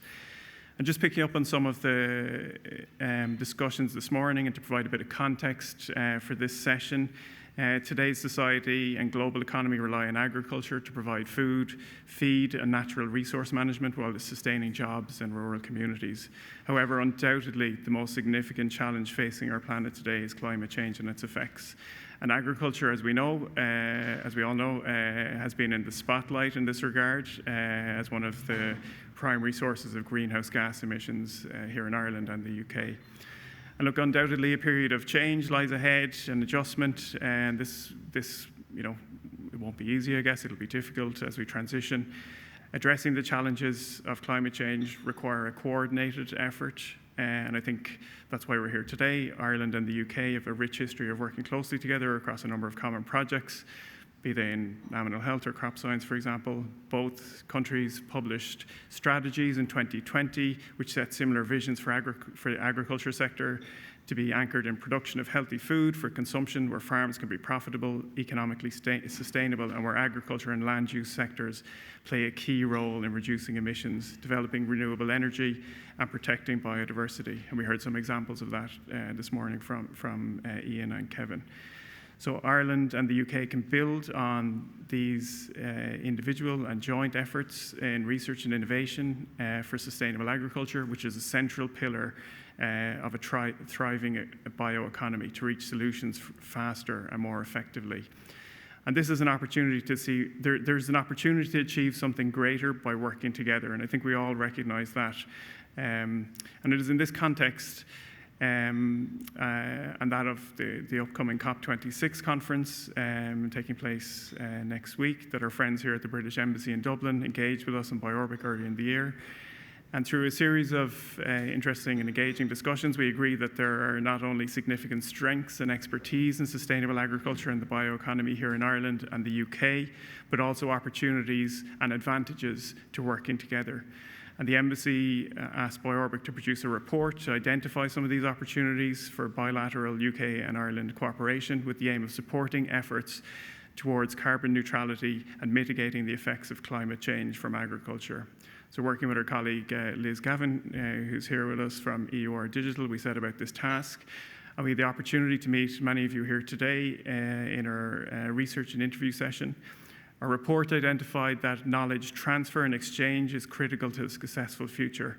That knowledge exchange starts and continues here today with this event and this workshop. So the report sets out a number of key opportunity areas for joint focus. They're the focus of our roundtable discussions this afternoon. It's intended that your discussions here at the tables today will feed into the final recommendations for the report. Each of you, as Catherine have said, has selected an area, and we've done our best to assign you to those areas. There will be kind of a wider session at the end where you can contribute to the wider discussion as well.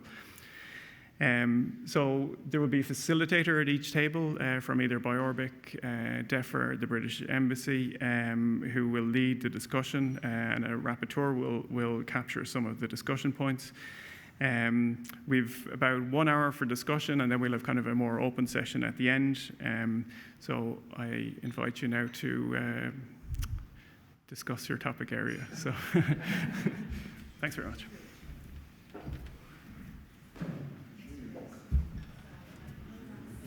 Thanks, Derek. So hopefully it's clear to everyone what themes they're looking at, but these are the 5 themes across the piece, and we've suggested that each table take a theme, and also that each table look at the question around agricultural emissions and carbon sequestration, because that seems fairly cross-cutting to most of what we're talking about today. So those are the themes, and I will also skip to some of the sort of specific questions around the UK and Ireland and collaboration in those areas that we'd be grateful if you could look at in terms of guiding your discussion. But obviously, please go as the discussion takes you, and we look forward to hearing back from you and drawing on your expertise. Thank you very much. Okay, ladies and gentlemen, sorry to break up the discussion. I think based on going on my own table anyway, being a facilitator is very easy. I just had to start and everybody went off talking. So some really interesting points. We might take a few moments now maybe just to capture any key outputs or thoughts, ideas from each of the tables. So I don't want to put any one table on the spot, but if there's any volunteer table to be the first table, just to give a few points from the discussion at your table. And if not, I'll just pick one. So I'll start, I'll go the same way as lunch. So we'll start with 5 here. Oh, who's also volunteering at the same time, so brilliant. Hi everybody, I'm Sarah Everett, I'm from DEFRA, and I'm going to have a go at summarising a very wide-ranging conversation about agri-tech and innovation. So we focused quite a lot on beef and dairy, clearly big sectors given the makeup of Irish farming, and we talked about a whole range of technologies and opportunities that exists there, looking at things like methane reduction, optimizing production, feed additives. We talked a bit more about the soldier fly example that Tamara mentioned this morning. We talked about precision grazing and how we could work together in that area, and things like invisible fencing. I have to say, to start with on this table, we were mainly UK. We only had one person representing Ireland, so we mainly talked about how our UK strengths, but I'm sure they are applicable. We also had quite a good conversation about gene editing. Some of you may have seen that the UK is looking to relax, bring in gene editing, and so the opportunities there to work with Ireland as those technologies come through. And then the final thing we touched on, amongst many, was around the use of autonomous drones, etc., and the role they could play in managing farming. I'm sure I've missed lots, but if there are anything else the table wants to mention. Thanks very much. So we were talking about agricultural emissions and carbon sequestration, and looking at, are we measuring emissions and sequestration in the UK and Ireland accurately, and we're making the best use of data. So on emissions, we said that there needs to be better activity data, capturing of activity data, looking at it at scale, working on the methane yield per cow, getting accurate data there, and also looking at methane production potential of slurries and manures, so that we get a better picture of how much emissions are coming from that. On carbon sequestration, it's about the soil type, it's about the management of the soil. We need to get better data on that so that we can understand the carbon sequestration potential. So it's really around land management, about land use, and also building better models. So there is the Rothamsted carbon model that's being used, and maybe we can develop even more robust models. I think that's the point, yeah? And to use it as a calibration tool. Then we also looked at collaboration in this area. So there is potential collaboration. So for example, we're measuring emissions from peatland here in the Republic, so that the North have just started that, so that there could be an area for collaboration to share data. But also there's across the UK and Ireland, data and emissions from slurries could be shared. To look at that, there is the Global Research Alliance on greenhouse gases, so how can we better share and understand that data? Also an area of collaboration with genetics. You mentioned that about gene editing. We talked about genomics and a breeding program to actually lower the amount of emissions, the actual emissions from the animals, rather than just focusing on efficiencies. And also on carbon sequestration, collaboration on really measuring below the ground root systems to see how much carbon was being captured. And also in pasture systems, there are hotspots of emissions, because where animals defecate, that's where you're going to see the nitrous oxide emissions. So to be able to actually measure and track that more accurately. Some of the barriers and challenges for this collaboration, obviously number one, top of the list, funding. Also then, but intellectual capital, skills and people, and also building a critical mass. So the UK probably has a critical mass, but it's not cohesive. They're not working together, or at least that's our understanding. And in Ireland, maybe we actually don't even have the critical mass. So it's about really working across the two islands to see how we could use that critical mass. And also the funding.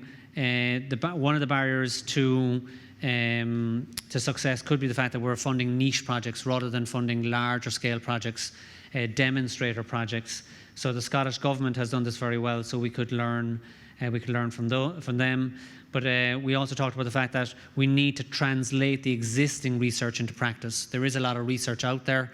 How do you take that and actually implement it? Because I think that's part of the demonstrator. And the final point, drivers for change. So policy has to drive change, but also the sector needs a clear roadmap so people know where we're going. But industry are critical, like the dairy processors. They can drive change, but they also have to take responsibility. So the policy should be driving responsibility in that direction. And it's not all stick. You need to incentivize the farmers as well. So the policy should actually incentivize them to change. I think that was it. Thanks very much. Thanks, Derek. So, yeah, we had a very broad-ranging discussion at our table on animal health and how it links to sustainability objectives also. So we discussed initially the vaccination in the north of Ireland on pigs, and how there was one champion leading the charge that led workshops which boosted buy-in of the farmers. We also discussed measurement tools and decision support tools for farmers, essentially to turn cost traits into outcome traits. We discussed the biggest impact diseases were production diseases that in turn have beneficial effects. When we lower those incidences of disease and severity, it boosts the sustainability metrics on the farm, whilst also lowering the cost to the farmer. We discussed behaviour change. So if we incentivise the best practices on the farm rather than the outcomes, that may have buy-in. It was linked to a discussion around gamification. How do we get the farmers kind of bought in on a regular basis on the practices on the farm? And then the detection of diagnosis of production diseases was kind of a key recommendation that we came up with to focus on. Also, we discussed a national database for animal health, and it was linked to genomics and breeding also. That's activity that's being done in Ireland currently and the UK. So having a national database that could be a possibility to collaborate. Now, it was very broad-ranging discussions, so I'm sure I've missed many parts. So if anyone would like to add anything, please do. Hi, it's Lydia from DEFRA. So, yeah, we talked about soil health, and at a high level, there's a lot of good work going on with researchers, research actors already, but it's all happening individually, and what's falling through the cracks is extra funding to get UK and Ireland working together on research and knowledge exchange. It's currently quite siloed, so maybe some sort of bilateral partnership funding, just a more holistic approach across the nations, the countries, because we do have comparable agricultural conditions in so many ways. So it makes sense for us to try and create some formal structures for join up. Another great idea was perhaps a political policy or statement that emphasises the importance of soil health and soil science, just so we can raise its profile across the countries. And finally, to encourage agricultural innovation, we need transparency and to understand our baseline as a key first step so we know where farmers are on the journey. Anything else from the table? Thank you. So we discussed natural capital. And we started off by, I suppose, outlining that it looks like the UK is ahead of us here in Ireland on the natural capital ecosystem assessment side.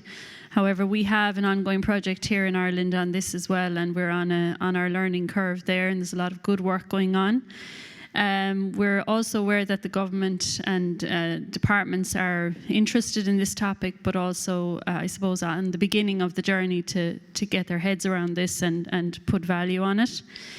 A lot of time spent on talking about data and benchmarks and how to maybe take learnings from the UK work done so far and use the data that's already out there and that we have access to.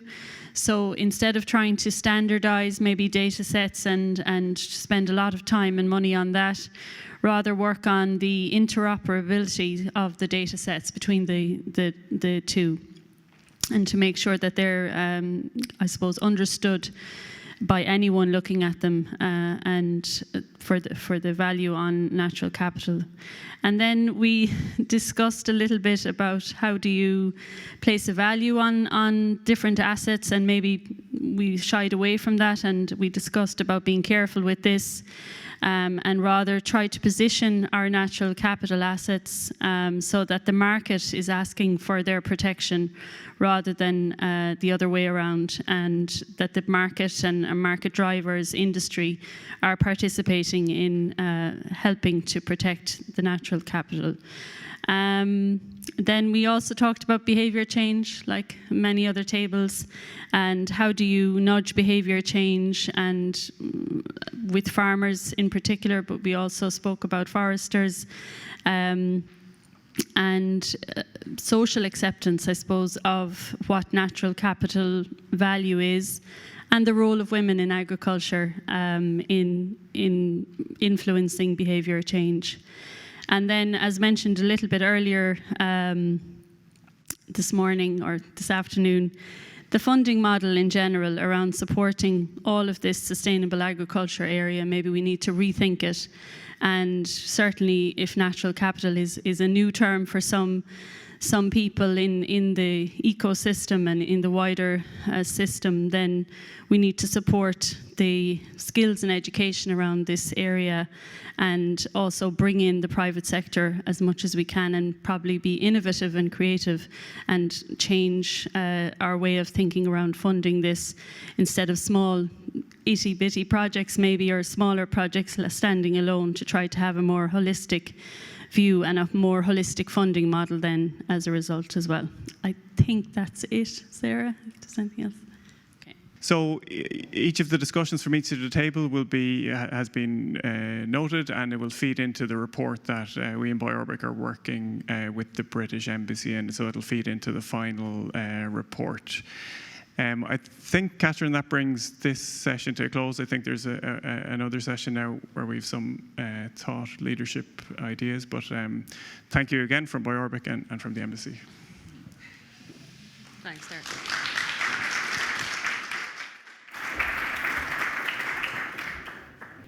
Thank you very much, everyone. That was, I think, really fruitful discussion. We've only got about 15 or 20 minutes left. So what we'd proposed here was a session about, we've talked about what we might be able to do together across the UK and Ireland. But as was alluded to by Brendan and Tamara this morning, and by Ian and Kevin, you know, equally important questions around how do you encourage the uptake of innovation? Oh. Can you hear me okay? I can hear you. Okay. No problem, no problem. But so what we wanted to focus on a little bit in this session was how do we encourage the uptake of innovation, both in terms of practitioners, but also in terms of funding. And it sounds like some of that has been covered off in the conversations that groups have been having, but we didn't want it to be missed in the scheme of what we're discussing today, because it's clearly a shared challenge across the UK and Ireland. So just to sort of close this out, we want to invite a few people to give their perspectives on that who may not have spoken today. So the first person we want to invite was John Gilliard from Devonish. John, I don't know if you want to come up or we can provide a mic. Excellent. Just if you could give us a few thoughts based on your perspective and what you've heard today, that would be great. Hopefully everyone can hear this okay. So first of all, I want to say thank you. I think just to get us out and bring such a collection together, I think in the last 2 years, certainly this is one of my first outings. So thank you very much to the British Embassy, but also both to the Irish and British teams who made this day so successful. In actually looking to answer, what you've laid out in embedding in innovation, Devonish relies on farming customers. Without farming customers being profitable, we don't have a future. We invested in our journey back in 2013 about creating a sustainability team because we saw this journey materializing and that we needed to support our farming customers. But one of the key things we've learned in this journey is actually we need to be talking with, not talking at farmers. The biggest challenge we see, and we spend a lot of money in R&D as a company, is actually our knowledge toolbox is about 70% full.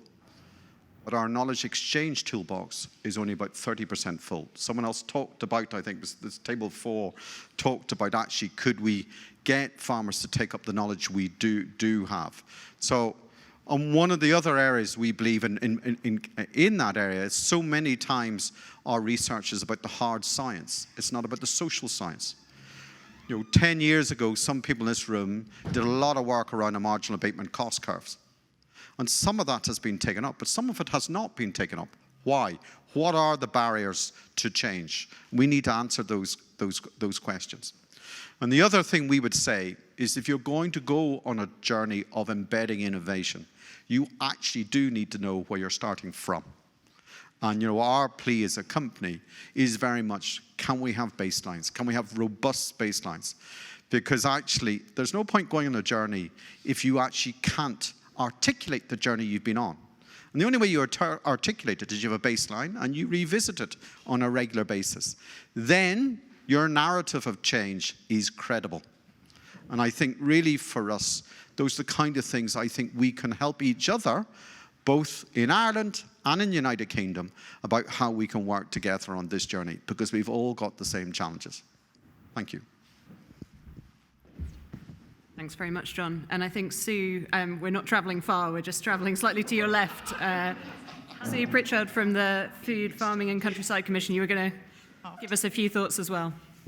Thank you. Well, actually, I'm going to build a little bit on what John has already said, because the kinds of challenges that we're talking about here have been around for thousands of years, what Socrates called the knowing-doing gap. So, I mean, cutting ourselves some slack a bit here, these are big and long-standing challenges that really do require some really considered thought.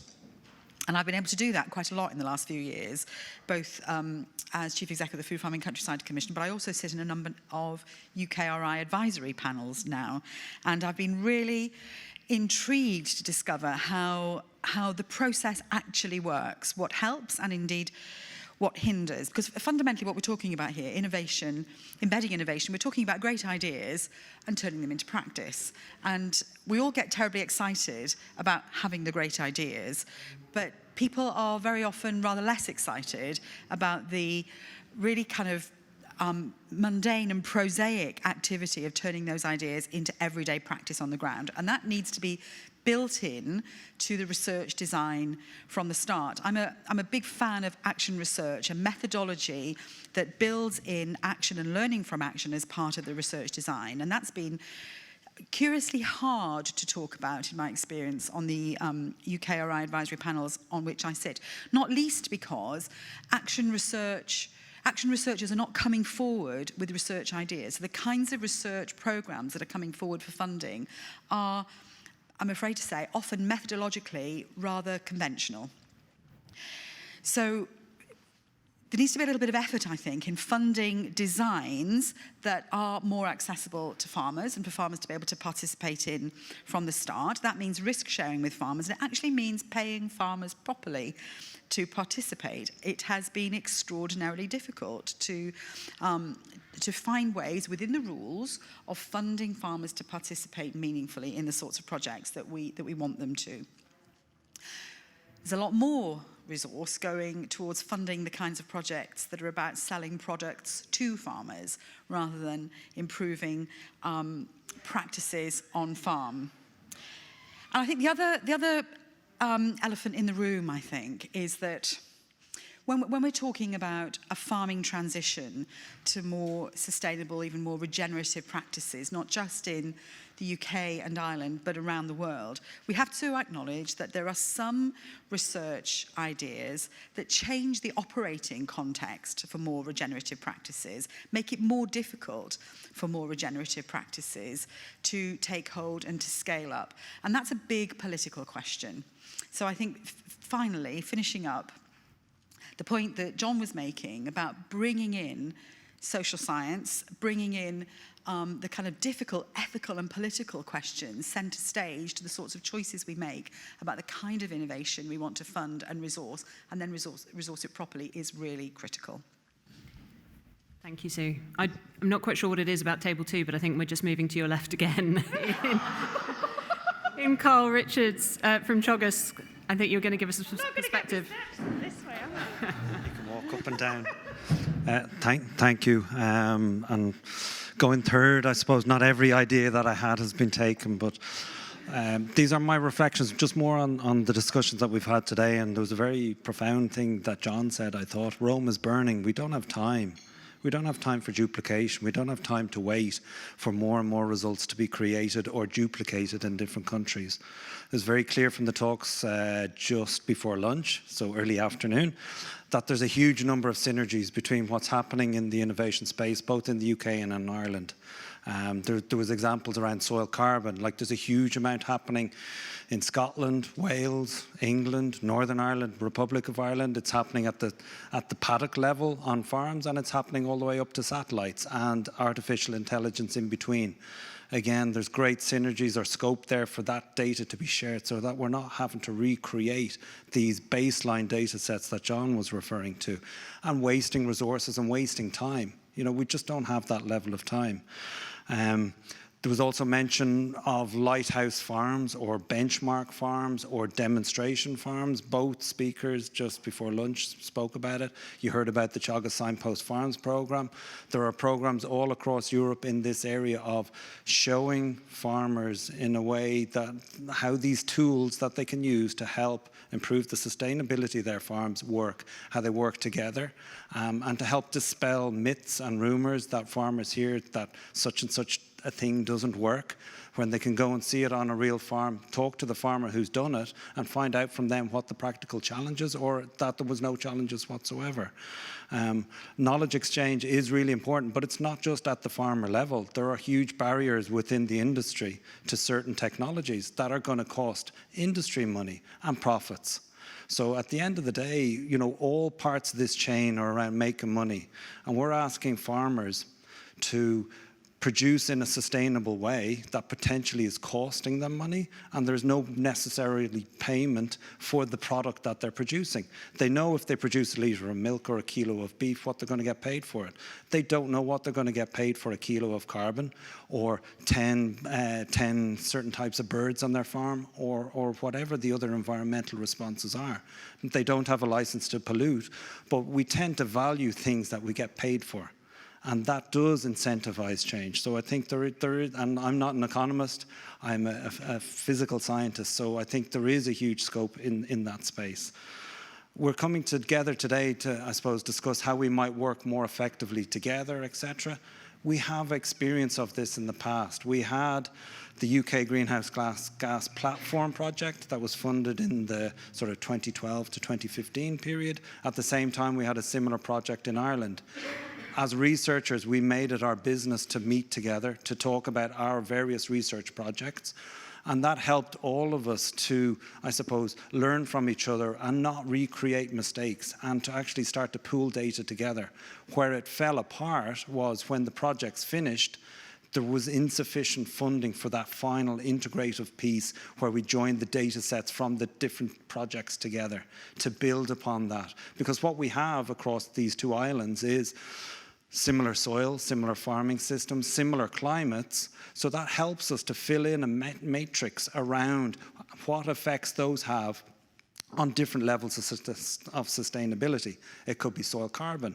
So we can look at carbon from the west coast of Ireland to the southeast coast of the UK. You know, we can look at Kent to Donegal in terms of that wide range of, I suppose, environmental and agricultural managements that are influencing soil carbon. We have a huge forestry section in Ireland and in the UK. Again, there's huge scope there for us to work together to actually bring our research to the next level. The same on peatlands. Again, Ireland is small. We're much smaller than the UK, and there are much fewer researchers in some of these areas. And it would help us to actually, again, build critical mass and apply technologies that are available in the UK in an Irish context as well, but also to increase the numbers of sites that these things are done on. So in the past, we've seen SFI, BBSRC funding calls together. I'm not sure if there have been Department of Agriculture and BBSRC funding calls. Are there joint calls that could be run by the funders to basically encourage the research community right from the extension level to the primary researcher to work together to solve these issues together holistically in what is a very, very similar context. So those were some of the thoughts that I had on today. Thank you very much, Carl. And just finally, in terms of the people that we'd teed up to speak in this session, Tom Fitzgerald, I don't know if you're happy to say a few words on behalf of the Dingle Hub and the experience that you have with working with farmers in Dingle. Thanks very much. Last time I had a microphone in my hand, I started singing a song, so maybe Please try to resist. I won't, no. Thanks very much, and today was just brilliant, and just listening to the presentations, all the information that's out there now, it really reassures me. I'm a community engagement coordinator, and we're working on an initiative called Dingle Peninsula 2030. And as part of that, we're rolling out a project, a PLOTUS project, EU Horizon funding, along with TAGUSC and the IFA, Kerry Agri and NetFASA. But we've gone from 6 farmers to 36 farmers. And I've been lucky in the sense that about 2-3 weeks ago, my colleagues from TAGUSC came down and they were interviewing 3 of the 6 farmers and 3 of the new farmers. And just listening to the interviews, and we've spoken about the environmental factors and the economic factors, but the social factors is something that really came to the forefront to me. And you know, there was one farmer, and he said, you know, we have to stop talking negatively in front of our children about our farms and about farming, because that just seems to be the narrative all the time now. I heard farmers talking about mental health issues, WhatsApp groups, the importance of just getting out again, being able to go to the mart again. And in the main, every single farmer that we've spoken to, they know they have to do something. They want to do something, and they're waiting for something, like that line in the movie. They're waiting for something awesome to happen, and it's happening now. And we're using the sensor technology, weather, rain, wind, etc., things like that. We're also looking at measuring the grass, and every single farmer, they're more than happy to get involved in projects like this. They want to contribute, but what they're also doing is they're looking at energy projects and looking at ways in which they can diversify a little bit themselves.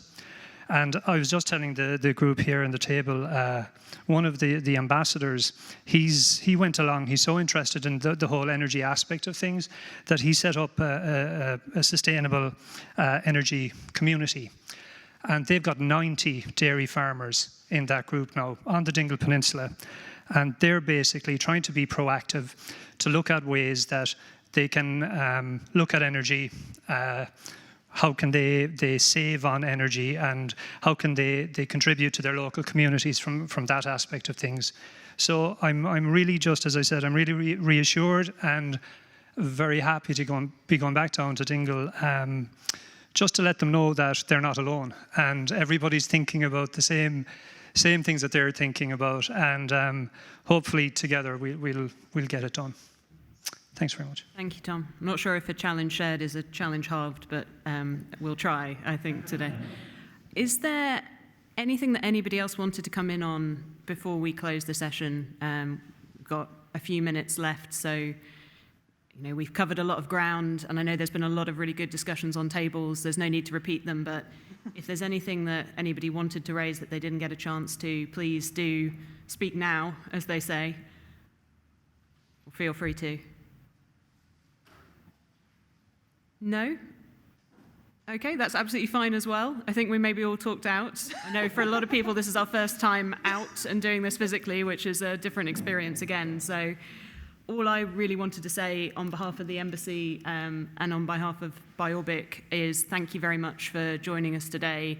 We've found it hugely helpful, and I know that a lot of people have travelled quite a long way to be here, and we really, really appreciate that. I hope that the opening session left you with a sense of the commitment of both the UK and the Irish governments to this agenda and the centrality of it. We both, in our respective systems, want to be doing things to drive sustainable agriculture, and we want to be working together. So we rely on the expertise of the people in this room to help us think about how we do that best. So I know there are colleagues here from DEFRA and from DAFM, and I think from DEORA as well. And they will take that away. We in the Embassy will take that away. The BioBic team will capture that in their report. And it will be a really fruitful discussion in terms of, at a government level, us thinking about what we do next. But I hope it's also been a useful afternoon for you as well in terms of perhaps meeting some people and hearing from some people that you may not have done before. So, as I say, thank you very much for coming. The title of today's workshop in Transforming Agricultural Innovation for People, Nature and Climate was deliberately aligned with the COP26 climate shot goal. I don't know if you've encountered this yet, but the main sort of climate shot around agriculture at COP26 that's going to be launched in Glasgow at the end of this week, beginning of next week. And that absolutely provides the broader context for what we're trying to do in the Embassy, in HMG, and I know in the Irish government as well. And so if you're able to, we really hope that you'll be able to join us just directly after this workshop. We're having a reception focused on COP26 more broadly than agriculture, but incorporating agriculture as well. And the theme of that will be celebrating UK-Ireland collaboration on climate action. And we're really pleased that one of the Irish government Department for Agriculture ministers, Senator Pippa Hackett, is going to be talking to us at that. So, as I say, if you can make it, you'd be very welcome. You should all have received invitations, so please do join us if you can. Very practically on that, if you can join us, my colleague Sarah Kenningham and Julie Taylor and myself will be just outside in sort of 5 or 10 minutes. We'll just walk straight down to the Clayton Hotel. It's literally a 5-minute walk, so it's not far to go. And because you've had your COVID certificates already checked to come in here, we'll take you in a particular queue so that you don't have to get them checked again where other guests would. So it'll be a slightly more efficient process, and we won't check you twice. If you can't join us, we completely understand, and we just want to say thank you very much for coming. And please stay in touch with us at the Embassy. Julie, if you haven't met her, is our Science and Innovation Officer. Sarah is our economic officer working particularly on climate change. So please do reach out to them if you haven't already. This is going to be a continuing agenda for us, and we think it's just the beginning of, we hope, fruitful collaborations and an ongoing conversation between the UK and Ireland. So thank you.